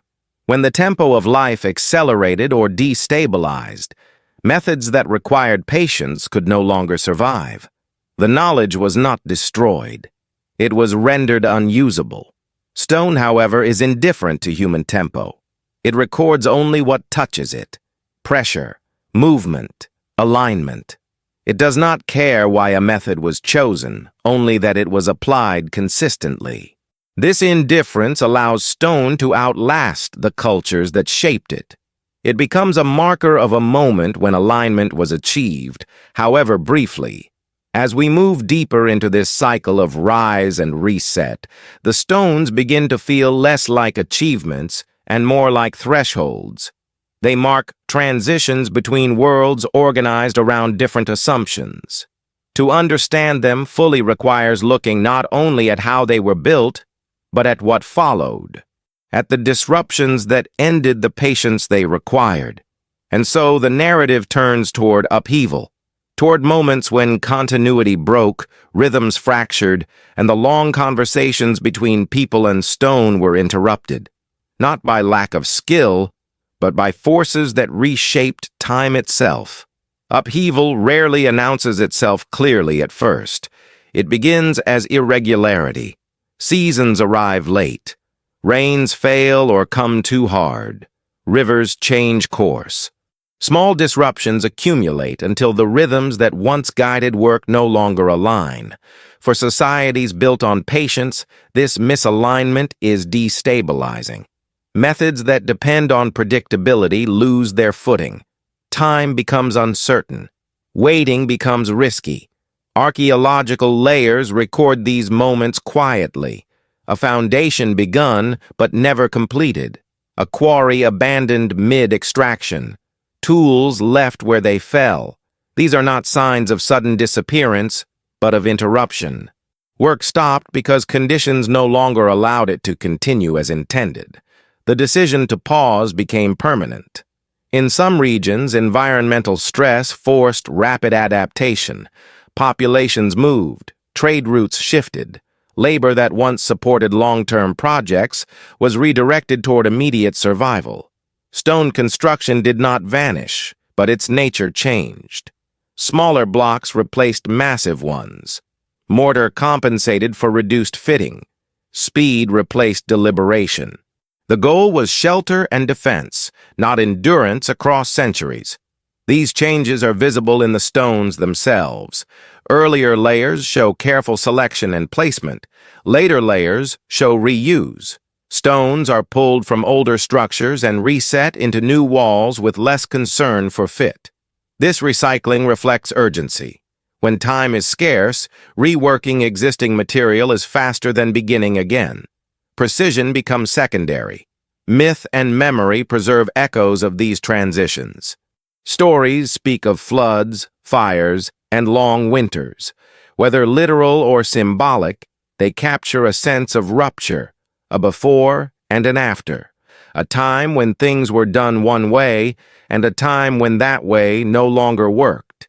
Stone monuments often stand at this boundary, marking the end of one rhythm and the beginning of another.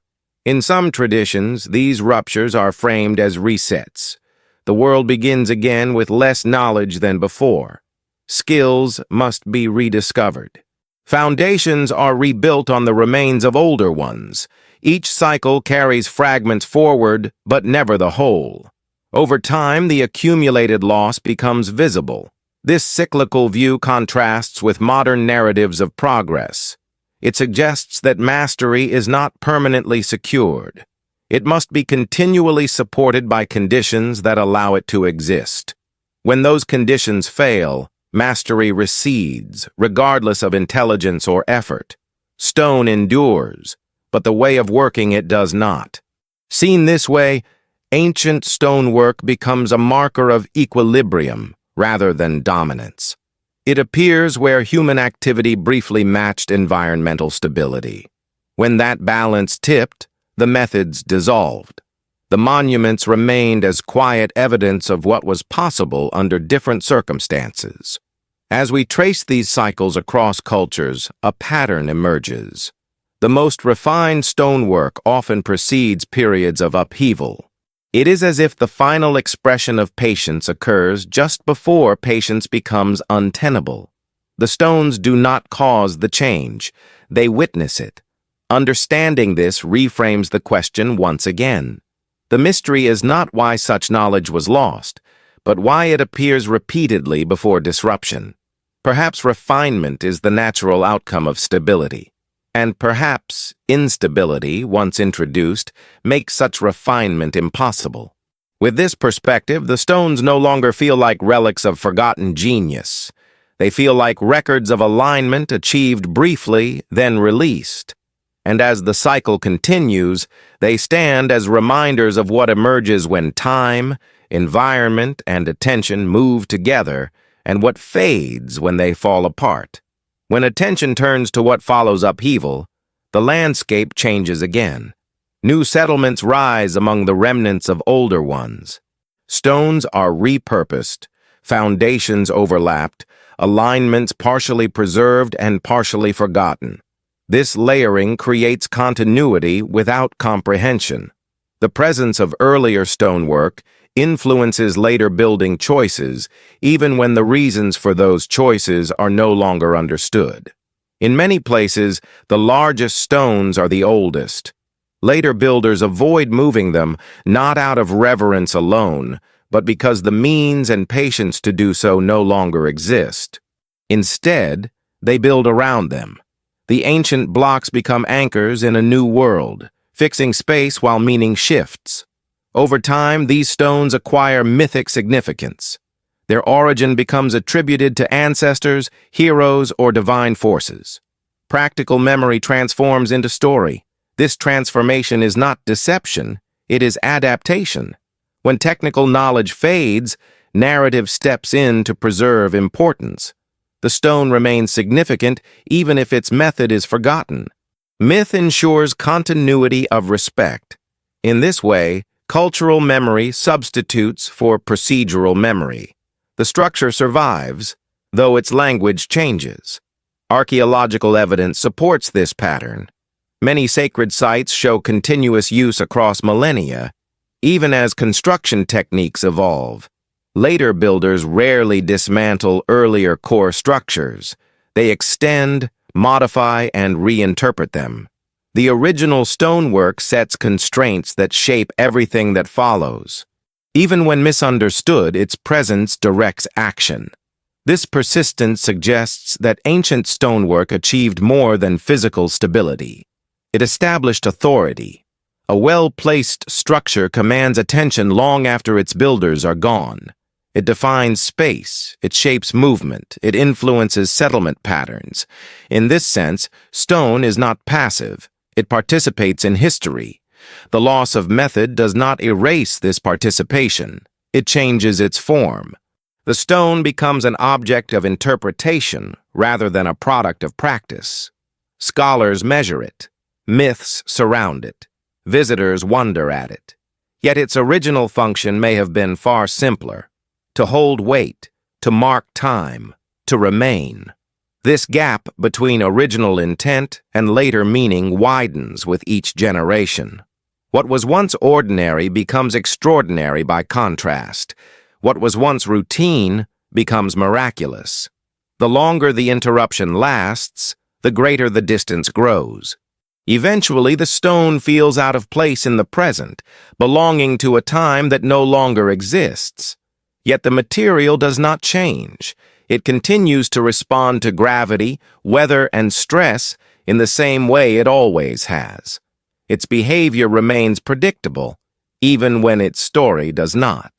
This consistency is what allows modern observers to recover fragments of the original logic.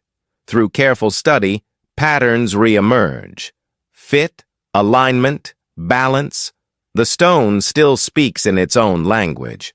As these fragments accumulate, a quieter realization takes shape. The ancient world did not rely on secrets. It relied on continuity. When continuity broke, secrets appeared. The mystery is an artifact of interruption, not evidence of lost miracles.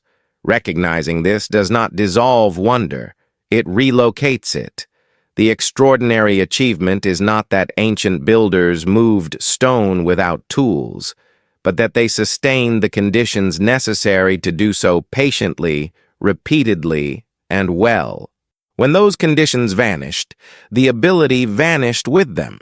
And so the stones stand at a crossroads of memory and forgetting. They are familiar enough to be used, strange enough to be revered. They bridge worlds organized around different tempos. In their silence, they hold both what was known and what was lost, waiting without urgency, as they always have. Waiting without urgency is what allows stone to outlast explanation.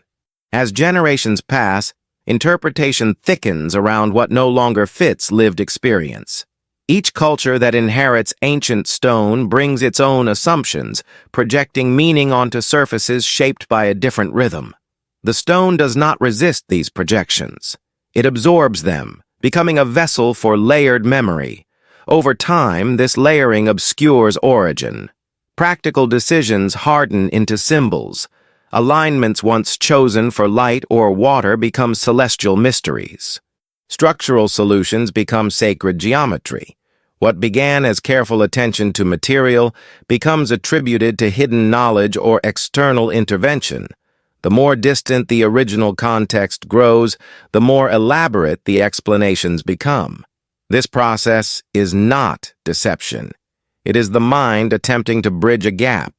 When a method no longer exists within lived practice, imagination fills the space left behind. The stone invites this because it still performs. It still stands, level and aligned, when later work struggles to match it. Performance without explanation demands story. Yet beneath every story, the material remains consistent. Joints still reveal how stones meet. Surfaces still show where effort was concentrated and where it was spared. Weight still travels through the same paths. These physical truths do not change with interpretation. They offer a way back, not to the past itself, but to the logic that shaped it. Modern study increasingly returns to these physical details. Measurements, scans, and experiments peel away narrative layers and reveal patterns of decision. Not sudden leaps, but incremental refinement. Not impossible feats, but improbable patience. The more closely stone is examined, the less dramatic the explanation becomes. This demystification does not diminish ancient achievement. It grounds it. It reveals that what feels extraordinary today was once ordinary because the conditions allowed it to be so. When time was abundant, waiting was not a sacrifice. When labor was steady, repetition was not wasteful. When continuity was valued, skill could deepen without needing to justify itself. Understanding this also clarifies why such methods are difficult to revive. It is not enough to replicate tools or techniques. The surrounding structure of life must support them. Time must be allowed to stretch. Error must be permitted. Work must be freed from constant acceleration. Without these conditions, the method collapses under pressure. Stone remembers a world where those conditions briefly aligned. It carries that memory forward, not as instruction, but as example. Each structure is a snapshot of equilibrium, a moment when human intention matched material behavior and environmental rhythm closely enough to leave a durable trace. As we approach the final phase of this reflection, the narrative begins to soften. The need to explain gives way to the act of noticing. The stones are no longer puzzles to be solved, but companions in thought. They remind us that mastery does not always announce itself. Sometimes it settles quietly into place and waits, confident that time will do the rest. When the need to explain loosens, another kind of understanding becomes possible, one that does not rush toward conclusions, but rests within observation. Ancient stone invites this posture naturally. Its presence slows the mind. Standing before it, the urge to solve gives way to the urge to listen. Not to sound, but to pattern, to repetition, to what remains consistent across distance and time. What emerges is a sense that these structures were never meant to be exceptional. They were meant to be reliable. Their makers did not build to astonish future generations. They built to serve their own. The astonishment arises only because the conditions that produced such reliability have become rare. The stone reflects this rarity back to us. Reliability requires trust. Trust in material. Trust in method. Trust in time. Ancient builders trusted that if a process was followed carefully, the result would endure. This trust reduced the need for constant oversight or correction. Once placed, stone was allowed to settle into its role. Intervention was minimal. Maintenance was occasional, not constant. Modern systems often lack this trust. They assume failure and plan for repair. They rely on redundancy and reinforcement. Ancient systems relied on placement and fit. This difference is subtle but profound. One anticipates breakdown. The other anticipates equilibrium.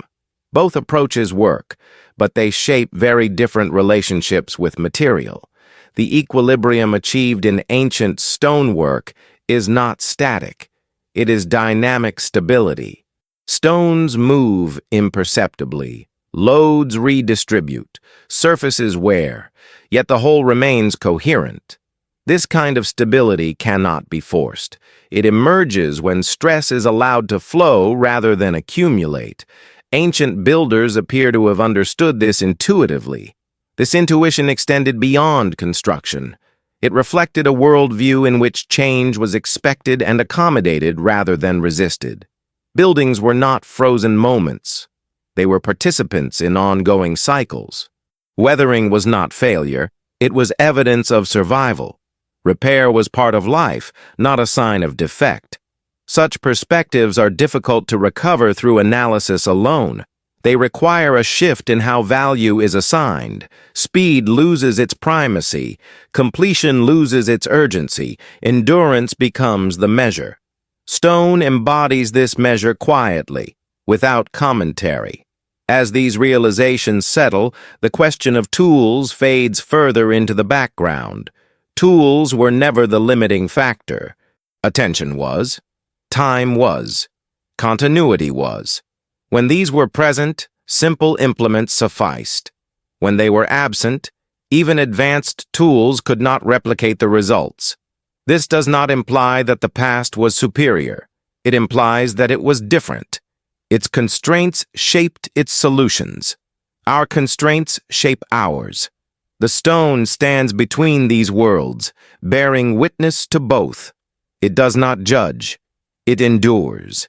Moving forward, the remaining blocks will not seek to resolve the mystery completely.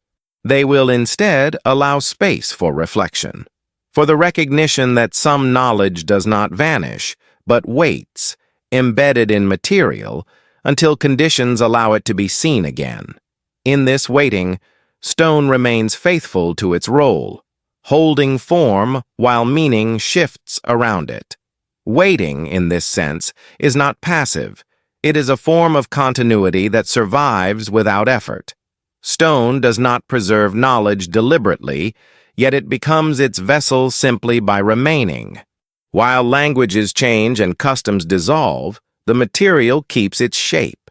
This persistence allows each generation to encounter the same forms under different assumptions, asking new questions of an unchanged presence.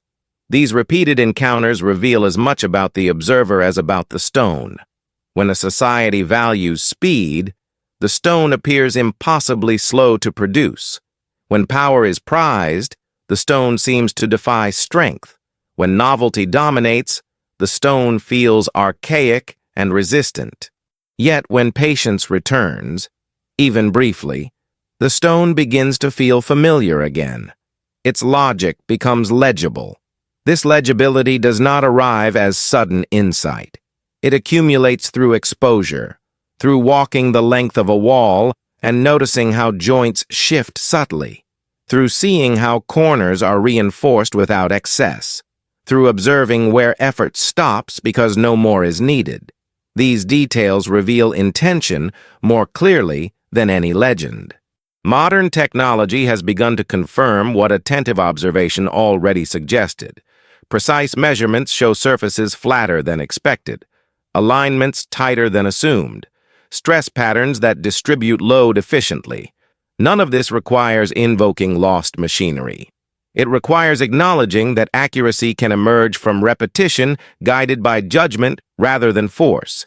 Yet even as analysis advances, something essential remains resistant to capture: the tempo of work, the lived experience of waiting with material. These cannot be reconstructed fully.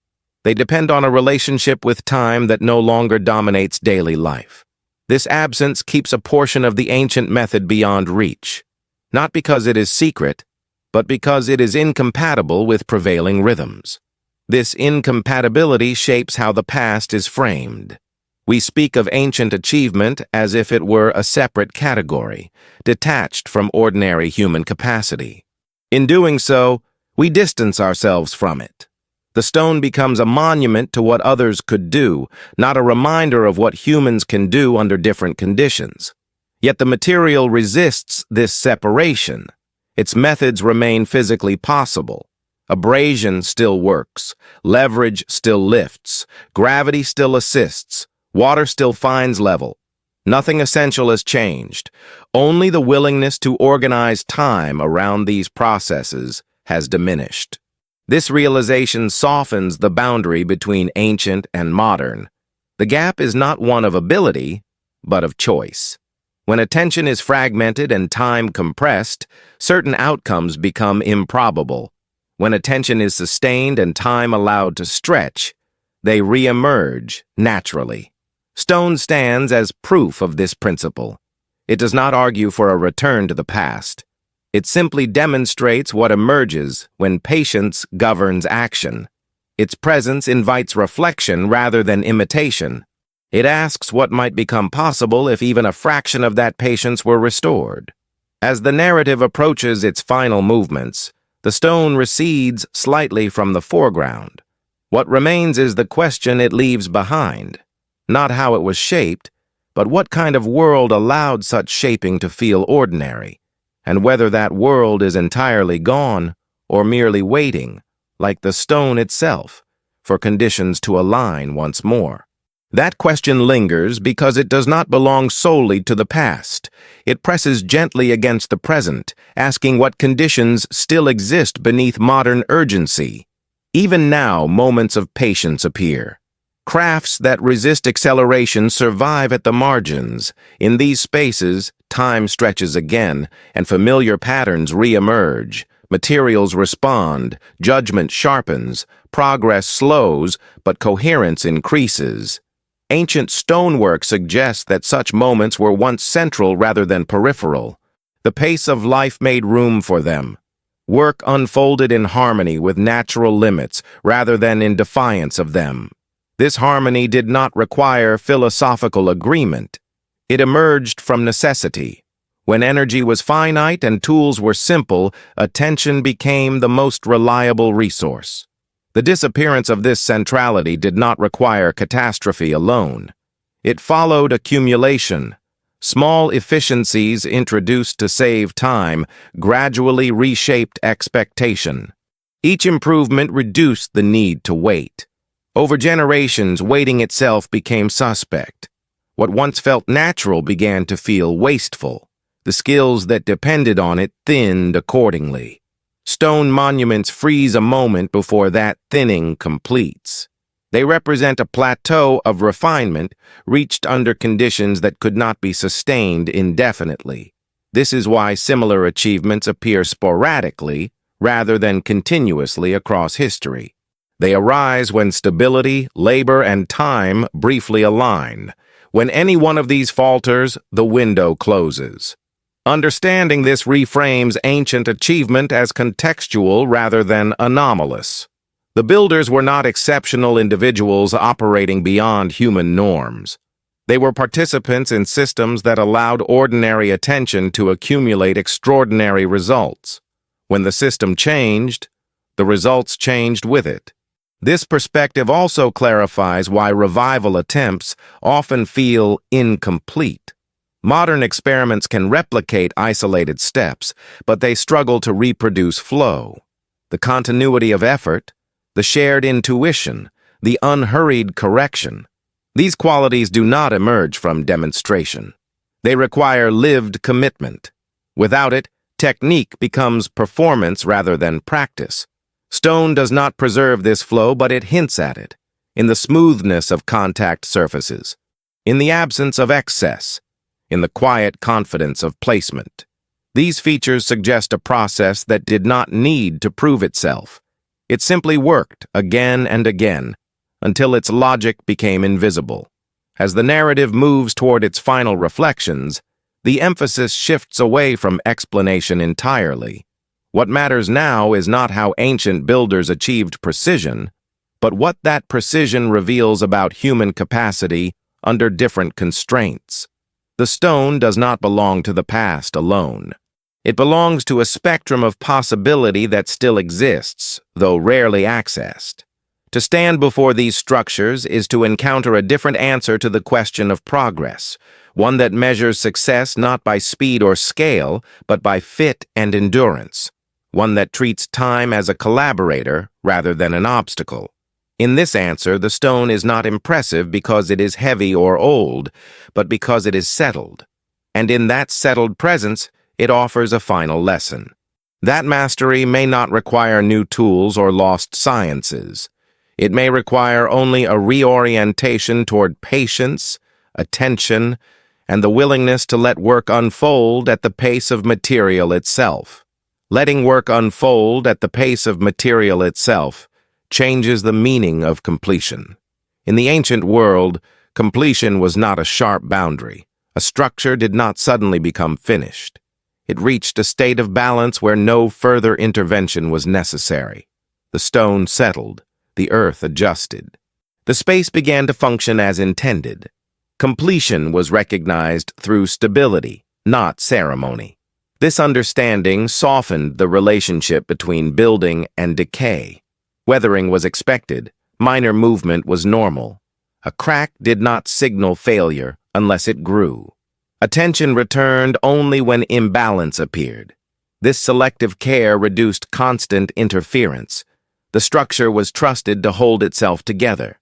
Such trust is visible in how little ancient stonework was altered after placement. Modern construction often fears this uncertainty. Structures are monitored, reinforced, and adjusted continually. Precision is maintained through control rather than fit. Ancient methods relied on initial alignment so thorough that control afterward became unnecessary. The difference lies not in skill, but in confidence shaped by experience. This confidence was cumulative. It emerged from seeing methods succeed repeatedly across decades. Builders learned what endured because they lived among the results of earlier work. Failure was visible and instructive. Success was quiet and persistent. Over time, this feedback loop refined judgment to a degree difficult to replicate without similar continuity. When such continuity ends, confidence erodes. Builders compensate with redundancy. Extra material replaces careful fit. Strength replaces balance. These choices are rational under different constraints, but they produce different outcomes. The stone no longer settles into equilibrium. It must be held in place. Ancient stonework, by contrast, appears to rest where it belongs. Its mass feels resolved. This quality is hard to define but easy to sense. It comes from countless small decisions aligned toward the same goal. No single action created it. It emerged from coherence across the whole process. As the narrative reaches this turning point, the cycle described earlier begins to close. Refinement gives way to instability. Patience yields to urgency. Methods that once thrived quietly retreat. Stone remains as the last witness of that retreat, holding form while context dissolves. What follows is not loss alone, but transformation. Knowledge does not vanish completely. It fragments, adapts, and reappears in altered forms. New systems arise suited to new tempos. Yet something essential is left behind. Not a tool, but a relationship with time that allowed material and human intention to meet without conflict. The stone remembers this meeting. It does not demand return. It simply preserves the trace. As we step into the final reflections, that trace becomes less a historical curiosity and more a mirror. It reflects what humans once did when time was allowed to breathe, and quietly asks what might still be possible if it were allowed to do so again. That mirror does not reflect nostalgia. It reflects choice. Ancient stonework does not suggest a lost paradise or an unreachable past. It suggests a set of conditions that once existed and could, in different forms, exist again. The material outcome was never the goal. It was the byproduct of alignment between intention, patience, and environment. When those align, stone becomes secondary. It follows naturally. In this light, debates about lost technologies begin to feel misplaced. They search for missing mechanisms rather than missing agreements. Agreements about how long something is allowed to take, about who decides when work stops, about whether correction is valued more than speed. These agreements are social before they are technical. They determine what kinds of knowledge can survive. Ancient builders did not need to prove their methods because they were not competing with alternatives. There was no pressure to outpace another system. The measure of success was endurance. When a wall stood without intervention, the method was validated. When it failed, the method changed. This feedback was slow, but decisive. Modern systems rarely allow such feedback to mature. Projects end before consequences fully appear. Responsibility shifts before failure becomes visible. Knowledge fragments. Stone structures, by contrast, unfold their lessons over centuries. They reveal whether decisions made long ago were sound. This delayed accountability shaped ancient judgment profoundly. Seen this way, ancient precision becomes an ethical practice. Builders acted knowing that their work would speak for them long after they were gone. This awareness encourages caution. It discourages shortcuts. It favors choices that minimize future burden. Stone was placed with an eye toward lives not yet imagined. Such thinking requires humility. It accepts that the present moment is not the center of concern. Ancient monuments embody this humility physically. They do not announce authorship loudly. Names fade. Stones remain. The focus is on continuity rather than recognition. As modern observers, we often miss this aspect because our frameworks reward visibility. We search for signatures, symbols, or proofs of advancement. Ancient stonework resists this. It offers no clear marker of invention. Its success is diffuse, spread across fit, alignment, and endurance. This diffusion makes the achievement harder to credit. It feels unsatisfying to attribute greatness to patience. Yet patience, when organized and sustained, becomes powerful. It accumulates effect quietly. It shapes outcomes without spectacle. As the narrative moves deeper into interpretation, this realization becomes central. The question is no longer whether ancient people could manipulate stone without tools.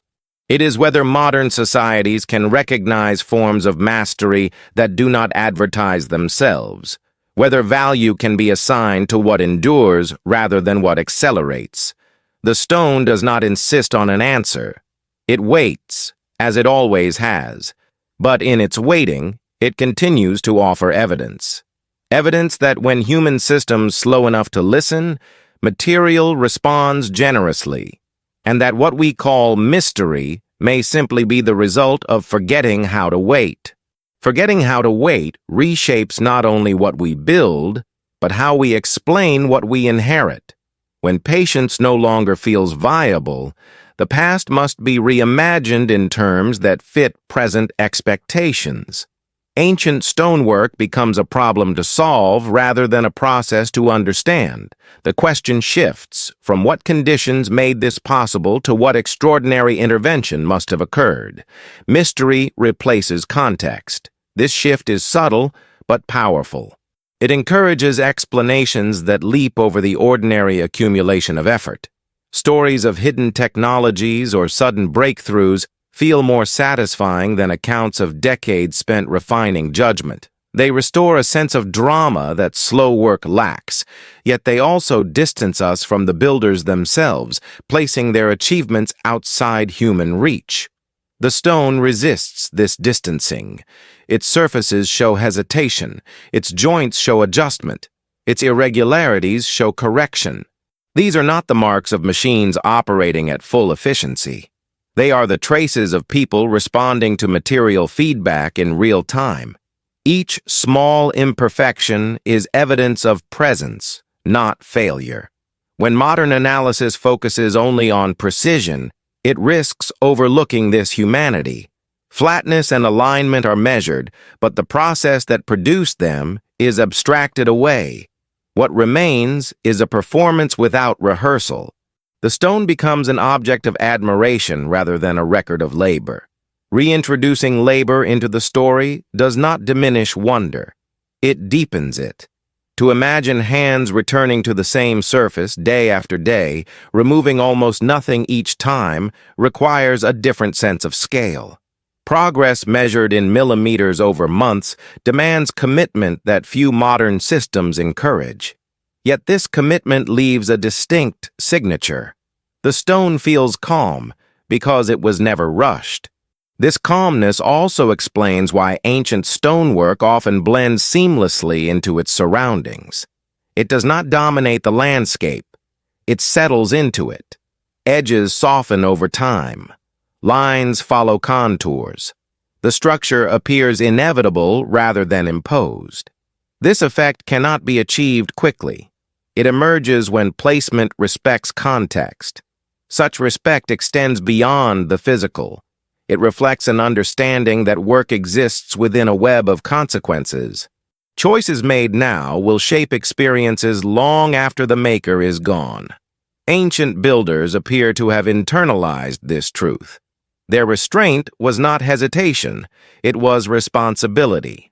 As we approach the closing arc of this narrative, the emphasis returns to the human element, not as heroes or geniuses, but as participants in systems that allowed patience to flourish. Their success was collective and cumulative. No single person invented the method. It emerged from shared practice over time. The stone stands as the final witness to this practice. It does not carry names or dates prominently. It carries balance. It carries fit. It carries endurance.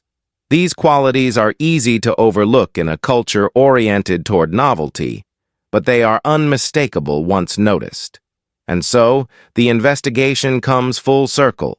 The manipulation of stone without tools was never the central mystery. The deeper question has always been how a society organizes itself around time.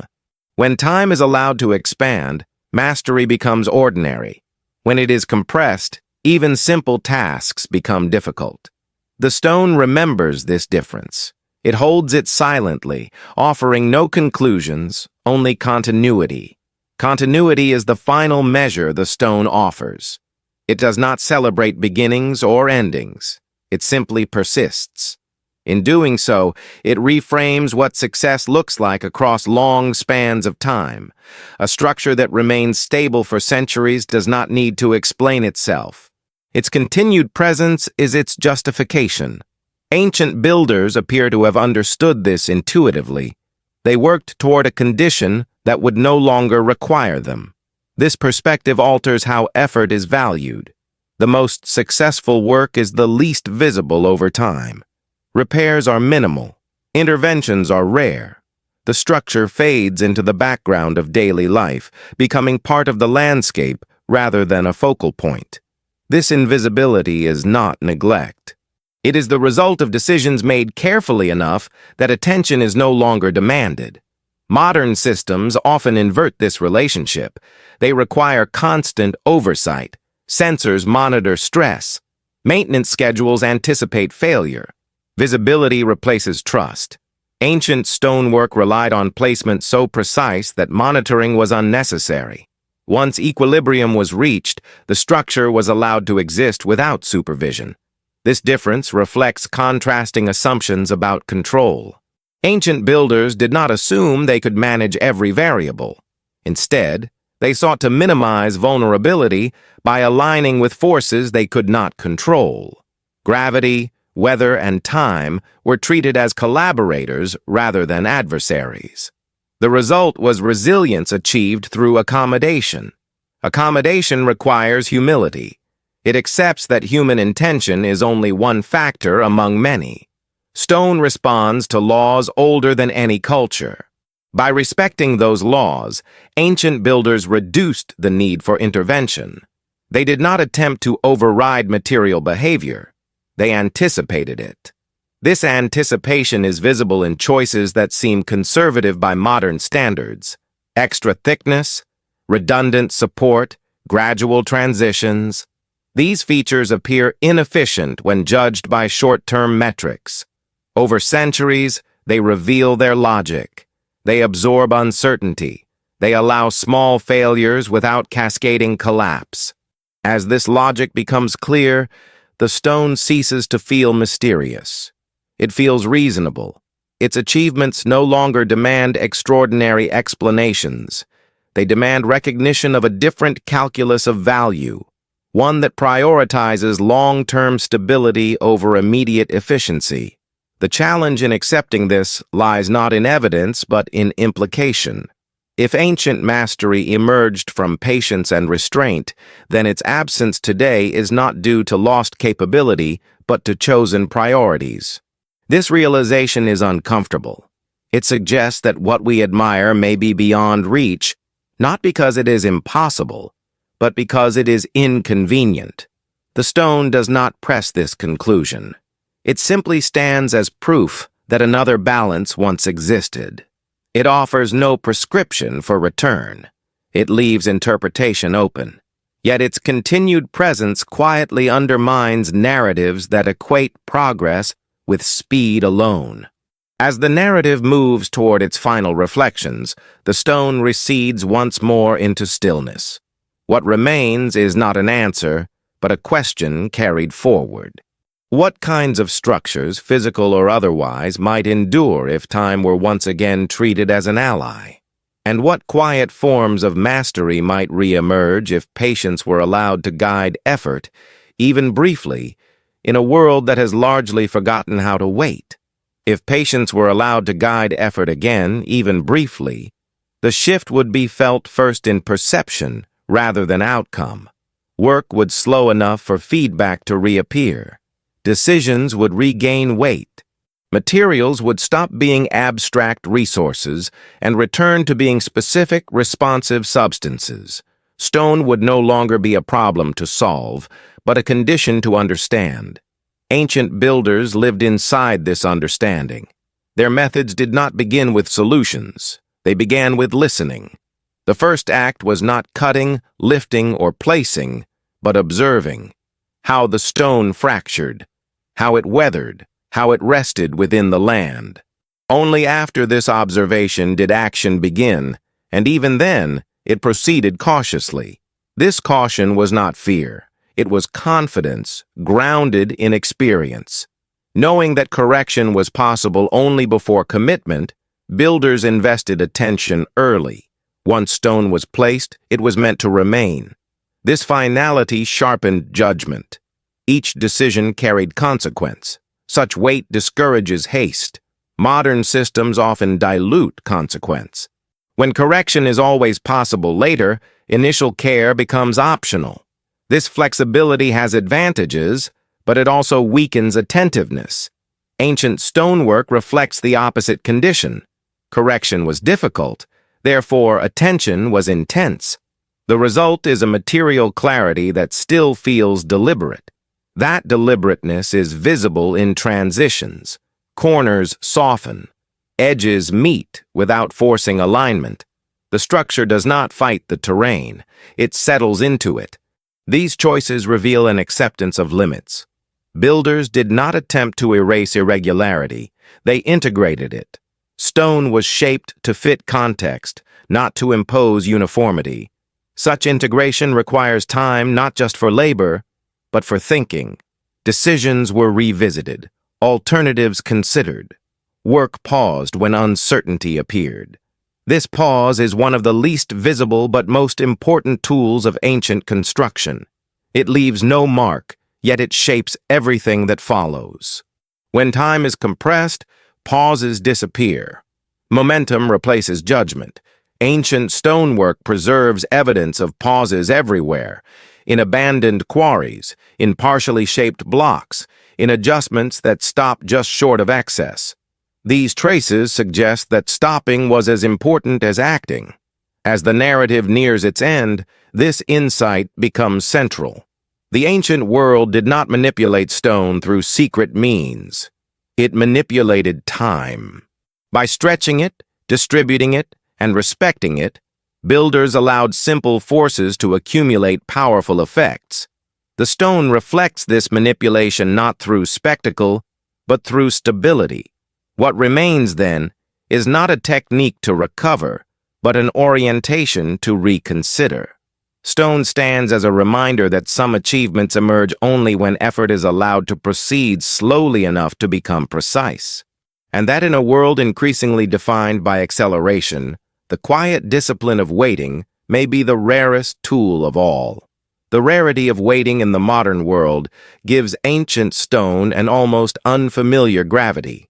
It feels heavier than its mass alone would suggest, not because of weight, but because of the time condensed within it. Each block carries the memory of hours that were not rushed, decisions that were not forced, and actions that were allowed to mature before becoming permanent.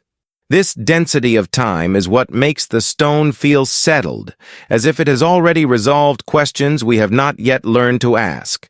Ancient builders understood that some problems cannot be solved through intensity. They yield only to duration. Abrasion works not because it is strong, but because it is patient. Leverage succeeds not because it overpowers weight, but because it respects balance. Measurement holds because it is checked repeatedly, not because it is asserted once. These principles operate quietly, accumulating effect without drama. What modern observers often miss is that these principles were not applied occasionally. They structured the entire process. From quarry to placement, from orientation to final adjustment, each step assumed time as a given rather than a constraint. This assumption shaped behavior at every level. Workers could stop when conditions were wrong. Leaders could delay decisions. Structures could remain unfinished without being considered failures. Such flexibility is difficult to imagine today, where incompletion is often equated with inefficiency. Yet ancient stonework suggests that incompletion was sometimes the most responsible choice. A block left uncut, a wall left unraised, a project paused indefinitely. These absences are as instructive as completed monuments. They reveal a willingness to wait rather than compromise. This willingness depended on a shared understanding that value did not diminish with time. A structure begun by one generation could be completed by another without losing meaning. Continuity mattered more than authorship. The work belonged to the place rather than to individuals. Stone, once set in motion, carried intention forward across lives. Modern systems struggle to sustain this kind of continuity. Projects are bounded by budgets, schedules, and personal tenure. Knowledge is transferred imperfectly. The feedback loop between decision and consequence often breaks before it can inform judgment. Ancient stonework, by contrast, closed this loop slowly but completely. Builders lived among the results of earlier choices and adjusted accordingly. As this contrast sharpens, the ancient world begins to feel less remote and more instructive, not because its methods should be replicated, but because its assumptions can still be examined. What happens when work is allowed to proceed without the pressure to justify itself immediately? What kinds of outcomes emerge when time is treated as an ally rather than an adversary? The stone does not answer directly. It never has. It simply demonstrates that such conditions once existed and produced results that continue to function long after their makers are gone. This demonstration is quiet but persistent. It does not fade with reinterpretation. It remains available to anyone willing to slow down enough to notice. As the final movements approach, the narrative no longer seeks resolution. It settles instead into recognition. The ancient manipulation of stone without tools was never about absence. It was about presence. Presence of attention. Presence of time. Presence of judgment applied gently, repeatedly, until the material responded. In that presence, stone found its place. And in finding its place, it revealed what becomes possible when patience is not treated as delay, but as the very medium through which lasting work is made. Patience, when treated as a medium rather than a delay, reshapes intention itself. Ancient builders did not aim to finish quickly, so they did not need to simplify their goals. Complexity was allowed to emerge gradually, guided by circumstance rather than imposed by plan. This openness made adaptation possible at every stage. The work could respond to new information without losing coherence. Such responsiveness is visible in how ancient stone structures often feel grown rather than assembled. Walls curve slightly where terrain shifts. Platforms adjust subtly to slope. Irregular stones interlock in ways that appear organic. These features are not accidents. They are the result of decisions made late, close to placement, when material reality could still influence outcome. Modern construction typically locks decisions early. Plans are finalized before materials are touched. Deviations are treated as problems. Ancient methods inverted this sequence. Decisions remained provisional until the last moment. Stone itself participated in shaping the final form. This participation reduced conflict between intention and reality. Allowing material to participate requires restraint. It means accepting that not every idea will survive contact with reality. Ancient builders appear to have embraced this. The abundance of abandoned stones and altered layouts suggests that change was expected. A plan was a guide, not a command. Stability mattered more than adherence. This attitude also softened the boundary between success and failure. A stone that could not be placed was not wasted effort. It was information. It revealed a limit that would have compromised the whole. By stopping early, builders preserved integrity. This practice of early abandonment prevented larger failures later. Over time, such practices accumulate into wisdom, not abstract wisdom, but embodied judgment. Builders learned where to push and where to stop.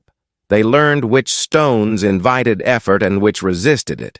This learning did not require explanation. It was reinforced daily by material response.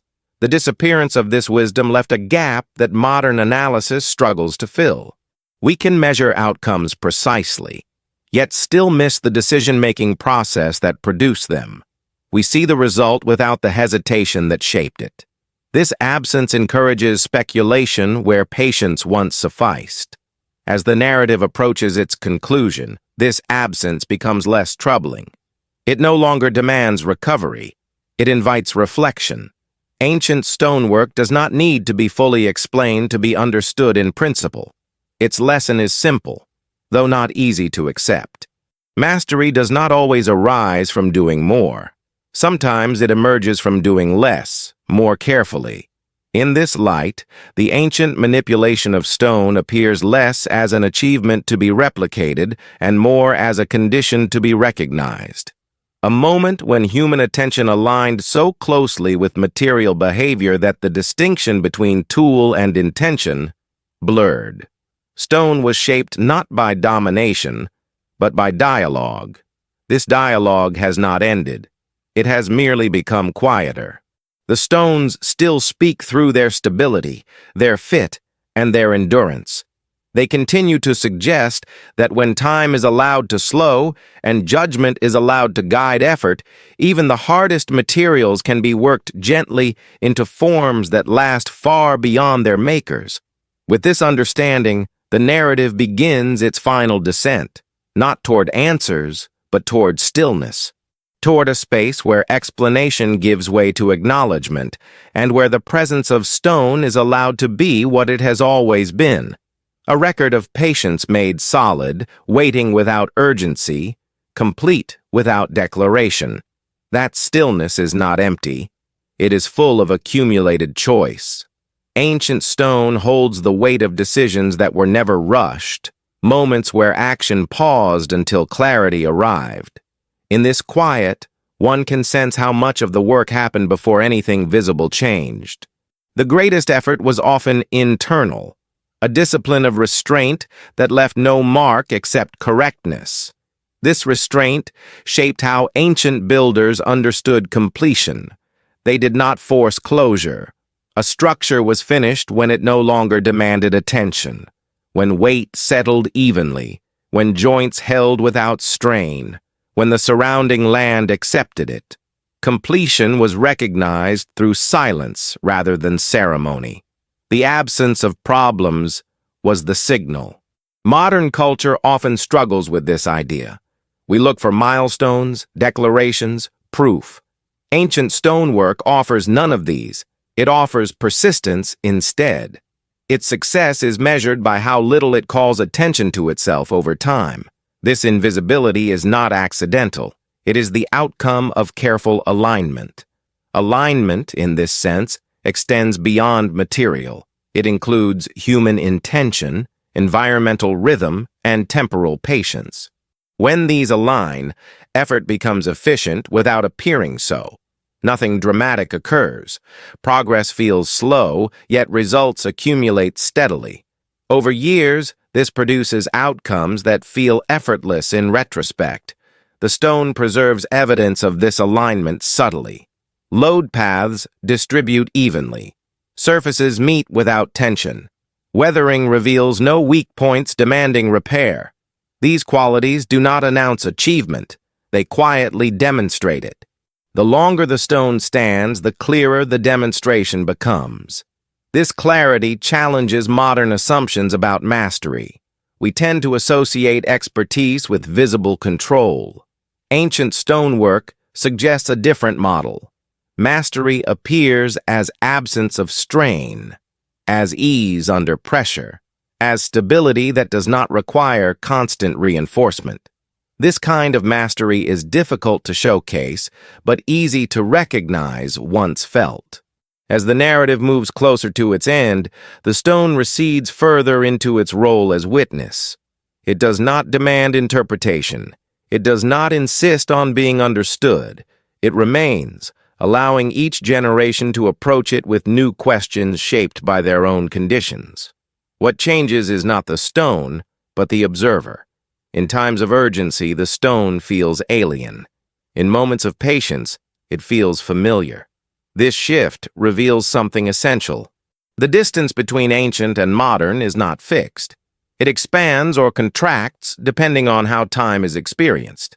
In this way, ancient stonework is not locked in the past. It is available in the present whenever conditions allow similar attention to emerge. The methods do not need to be recovered in full. The orientation does. A willingness to slow, to listen, to accept that some outcomes require more time than explanation can capture. As we approach the final blocks, the narrative does not seek to close the question completely. Closure would imply certainty. Instead, it offers continuity. The stone remains. The invitation remains. To notice what becomes possible when patience is not treated as an obstacle, but as the very ground upon which enduring work can stand. Continuity does not resolve questions. It holds them. Ancient stonework offers no final explanation because it was never meant to. It was built to function, not to persuade. Its endurance allows each generation to approach it from within their own assumptions, drawing different meanings without exhausting its presence. This openness is part of its strength. In this sense, stone becomes a teacher without instruction. It does not tell us what to think. It shows us what happens when certain conditions are met, when attention is sustained, when decisions are allowed to mature, when effort is guided by feedback rather than urgency. These conditions are not tied to any era. They are situational. They arise wherever time is treated with respect. The ancient builders did not imagine themselves as preserving knowledge for the distant future. They worked within their present, solving immediate problems with methods shaped by long experience. That their work endured is not proof of foresight, but of alignment. When alignment is achieved, results last without intention to do so. Modern fascination with these structures often seeks ownership of that alignment. We want to extract the method, replicate the outcome, and move on. The stone resists this extraction. It cannot be reduced to a formula. It reflects a relationship, not a recipe. To approach it as a technique alone is to miss its essence. This resistance frustrates modern analysis, yet it also protects the integrity of the work. What survives is not a set of instructions, but an example. The stone shows that mastery does not require constant innovation. It requires conditions that allow judgment to deepen. These conditions are rare not because they are complex, but because they conflict with acceleration. As the narrative prepares to release its hold, this realization settles quietly. The question of how ancient people manipulated stone without tools dissolves into a broader understanding. They did not manipulate stone as much as they arranged themselves around it. Their societies made room for waiting, correction, and abandonment. In that room, simple forces did extraordinary work. The stones stand because nothing more was demanded of them. They were placed well enough to be left alone. This is perhaps the clearest lesson they offer, that the highest achievement may be to create something that no longer needs us. In the stillness that follows this recognition, explanation feels less urgent. The need to solve gives way to the ability to observe. Ancient stonework no longer challenges modern capability. It invites modern patience, and in that invitation, the cycle completes. Not with an answer, but with a return to silence. The stone remains where it has always been, holding time gently, waiting without expectation, as it always has. Silence, once reached, does not feel empty. It feels settled. Ancient stone rests in this silence naturally, without effort or declaration. It does not conclude a story. It holds a space where stories slow down and dissolve. In that slowing, reflection becomes possible without pressure to arrive anywhere in particular. What remains after explanation fades is a sense of inheritance that cannot be owned. These structures do not belong to modern observers, nor did they belong entirely to those who built them. They belong to time itself. Each generation encounters them briefly, interprets them imperfectly, and then passes on. The stone remains unchanged by interpretation, yet enriched by presence. This perspective removes the burden of final understanding. Ancient builders did not require future validation. Their success was immediate and practical. The wall stood, the platform held, the structure endured. Meaning followed later, layered by those who arrived after. The stone accepts all of it without distinction. In this acceptance, something gentle emerges. The realization that not everything must be decoded. Some works are complete precisely because they resist full explanation. They function on principles too distributed, too slow, too embodied to be captured in summary. Their truth is not hidden. It is spread across time. The modern impulse to extract answers often overlooks this. We want conclusions that fit within our tempo. Ancient stonework asks for something different. It asks for presence without agenda. To stand, to look, to notice weight and balance without immediately translating them into theory. In that act, the distance between past and present softens. This softening reveals a continuity that never truly broke. While methods faded and tempos changed, the underlying principles remained available. Gravity did not change. Stone did not change. Human capacity for attention did not disappear. Only the conditions that nurtured it shifted. Seen this way, ancient stonework is less a relic of what was lost and more a reminder of what lies dormant, not waiting to be rediscovered as technology, but to be reallowed as practice, a way of engaging with material that requires nothing exotic, only time and care. As the narrative enters its final movement, it does not seek to awaken urgency. It invites rest. The stone does not hurry us. It never has. It stands as it always did, offering a different measure of success. Not speed, not novelty, but the quiet satisfaction of remaining in place while everything else moves. In this stillness, the story releases its grip. What remains is not an answer to carry forward, but a feeling to return to. The sense that some knowledge does not need to be recovered, only remembered in posture and pace. And that stone, patient and unmoved, continues to wait, as it always has, for attention to slow enough to meet it. To meet it is not to arrive at a destination, but to enter a rhythm. Ancient stone does not require belief, admiration, or certainty. It requires time shared without demand. When attention slows enough to match its stillness, the distance between observer and object dissolves. The stone is no longer evidence of a question. It becomes a presence within the same moment. In that shared moment, perspective shifts. The ancient world no longer feels defined by what it lacked, but by what it allowed. It allowed work to unfold without urgency. It allowed knowledge to remain embodied rather than extracted. It allowed completion to be recognized through stability rather than announcement. These allowances shaped outcomes more powerfully than any single technique. Modern life rarely offers such allowances. Time is segmented, attention is divided. Outcomes are demanded before processes mature. Under these conditions, patience feels indulgent rather than essential. Ancient stonework stands as a quiet counterexample. It shows that indulgence in patience can be productive, that restraint can yield strength, and that waiting can be a form of action. This understanding does not call for reversal or return. It does not ask modern societies to abandon their tools or ambitions. It simply widens the frame. It suggests that some forms of mastery emerge only when time is treated as a collaborator.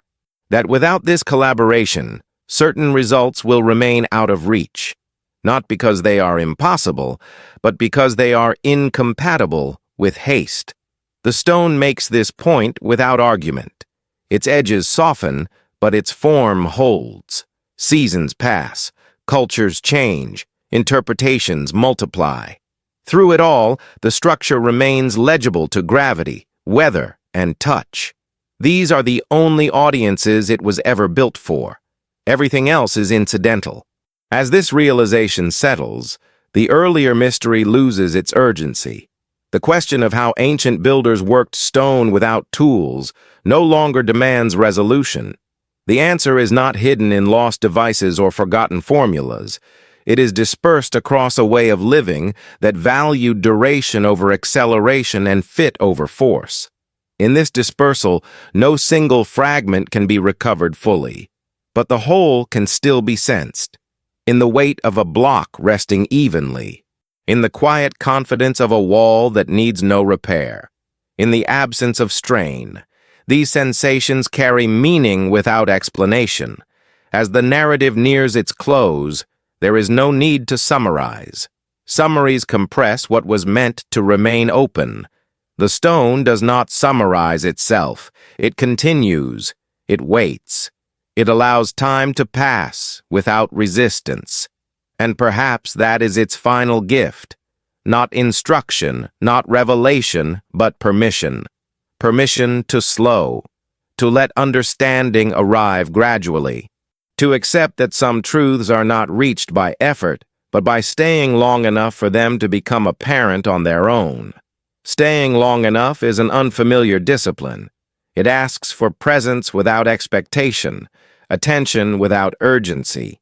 Ancient stone seems to reward this discipline gently. The longer one remains near it, the less there is to solve and the more there is to feel. Weight becomes reassuring rather than oppressive. Stillness becomes informative rather than empty. The stone does not change, yet perception does. This shift in perception reveals a subtle inheritance. Ancient builders did not leave behind instructions, but they left behind conditions. The condition of balance, of fit, of endurance without explanation. These conditions can still be entered, even now, whenever the pace of thought slows enough to match them. The knowledge has not vanished. It has simply been waiting in a form that cannot be hurried. In this waiting, the stone dissolves the boundary between past and present. It does not belong to history in the way stories do. It exists in the present tense, always. Its age is not something it carries. It is something others project onto it. To the stone, there is only pressure, weather, and time passing without comment. This indifference is instructive. It reminds us that much of what we call mystery arises from our own impatience. We want answers that arrive quickly, neatly, and conclusively. Ancient stone offers none of these. It offers continuity instead. It holds its place regardless of interpretation. It does not resolve questions. It outlasts them. As the narrative quiets, the role of the observer becomes clearer. We are not meant to decode the stone completely. We are meant to recognize ourselves in our response to it. Do we rush past, demanding explanation? Or do we pause, allowing its presence to reshape our sense of time? This choice matters because it extends beyond stone. It touches how we approach work, learning, and creation. Ancient stonework stands as evidence that another tempo once governed these activities. That under this tempo, effort aligned with material and produced results that required little correction afterward. The modern world often inverts this sequence. We act quickly and correct later. Ancient builders corrected first and acted once. The difference is not one of capability, but of orientation. Stone preserves this difference quietly, without judgment. As this reflection reaches its final threshold, there is nothing left to add. The narrative does not need to resolve into certainty. It only needs to slow enough to match the subject it has followed from the beginning. In doing so, it honors the same principle the stone embodies. What remains is a shared stillness. The stone stands. Time passes. Understanding, if it comes at all, arrives without announcement. And in that arrival, there is no conclusion, only a continuation that stretches forward as patiently as it has always stretched back. Continuation does not need an ending. It needs space. Ancient stone understands this instinctively. It was never built to conclude a thought or close a narrative. It was built to remain, to hold its place quietly while everything else changed around it. In that remaining, It fulfills its purpose without explanation. As this reflection comes to rest, there is no final answer waiting at the edge. The question that opened this journey does not resolve into certainty, because certainty was never its destination. The manipulation of stone without tools was only a doorway. What lay beyond it was a way of relating to time, effort, and material that feels distant now, not because it was advanced, but because it was unhurried. Ancient builders did not race against time. They worked within it. Their methods unfolded slowly enough to become precise, gently enough to avoid strain, and consistently enough to endure. The stone records this not through inscription, but through balance, through fit, through the absence of urgency etched into every surface. To stand before such stone is to be invited into that tempo, if only briefly. Nothing demands that we accept the invitation. The modern world moves quickly for its own reasons, but the invitation remains, unexpired, as patient as the stone itself. There is comfort in this patience. It suggests that not everything valuable must be pursued aggressively. Some understanding arrives only when we stop pursuing altogether, when we allow ourselves to remain present without needing to extract meaning. In that presence, stone ceases to be an object of inquiry and becomes a companion in stillness. This companionship does not belong to the past. It exists wherever material, time, and attention are allowed to meet without pressure. It can emerge again in small, quiet ways, in careful work, in unhurried craft, in decisions made with future consequences in mind. The ancient world did not leave us secrets hidden behind stone. It left us an example embedded within it. An example of what becomes possible when patience is treated not as delay, but as method. When mastery is measured not by speed, but by how little intervention is required afterward. And so the stone remains, exactly where it was placed, not calling out, not receding, simply holding its position as time continues to pass. It does not ask to be understood. It asks only to be allowed the time it has always taken. In that allowance, the story does not end. It softens. It returns to silence, where stone and time have always belonged together, waiting without urgency, complete without conclusion.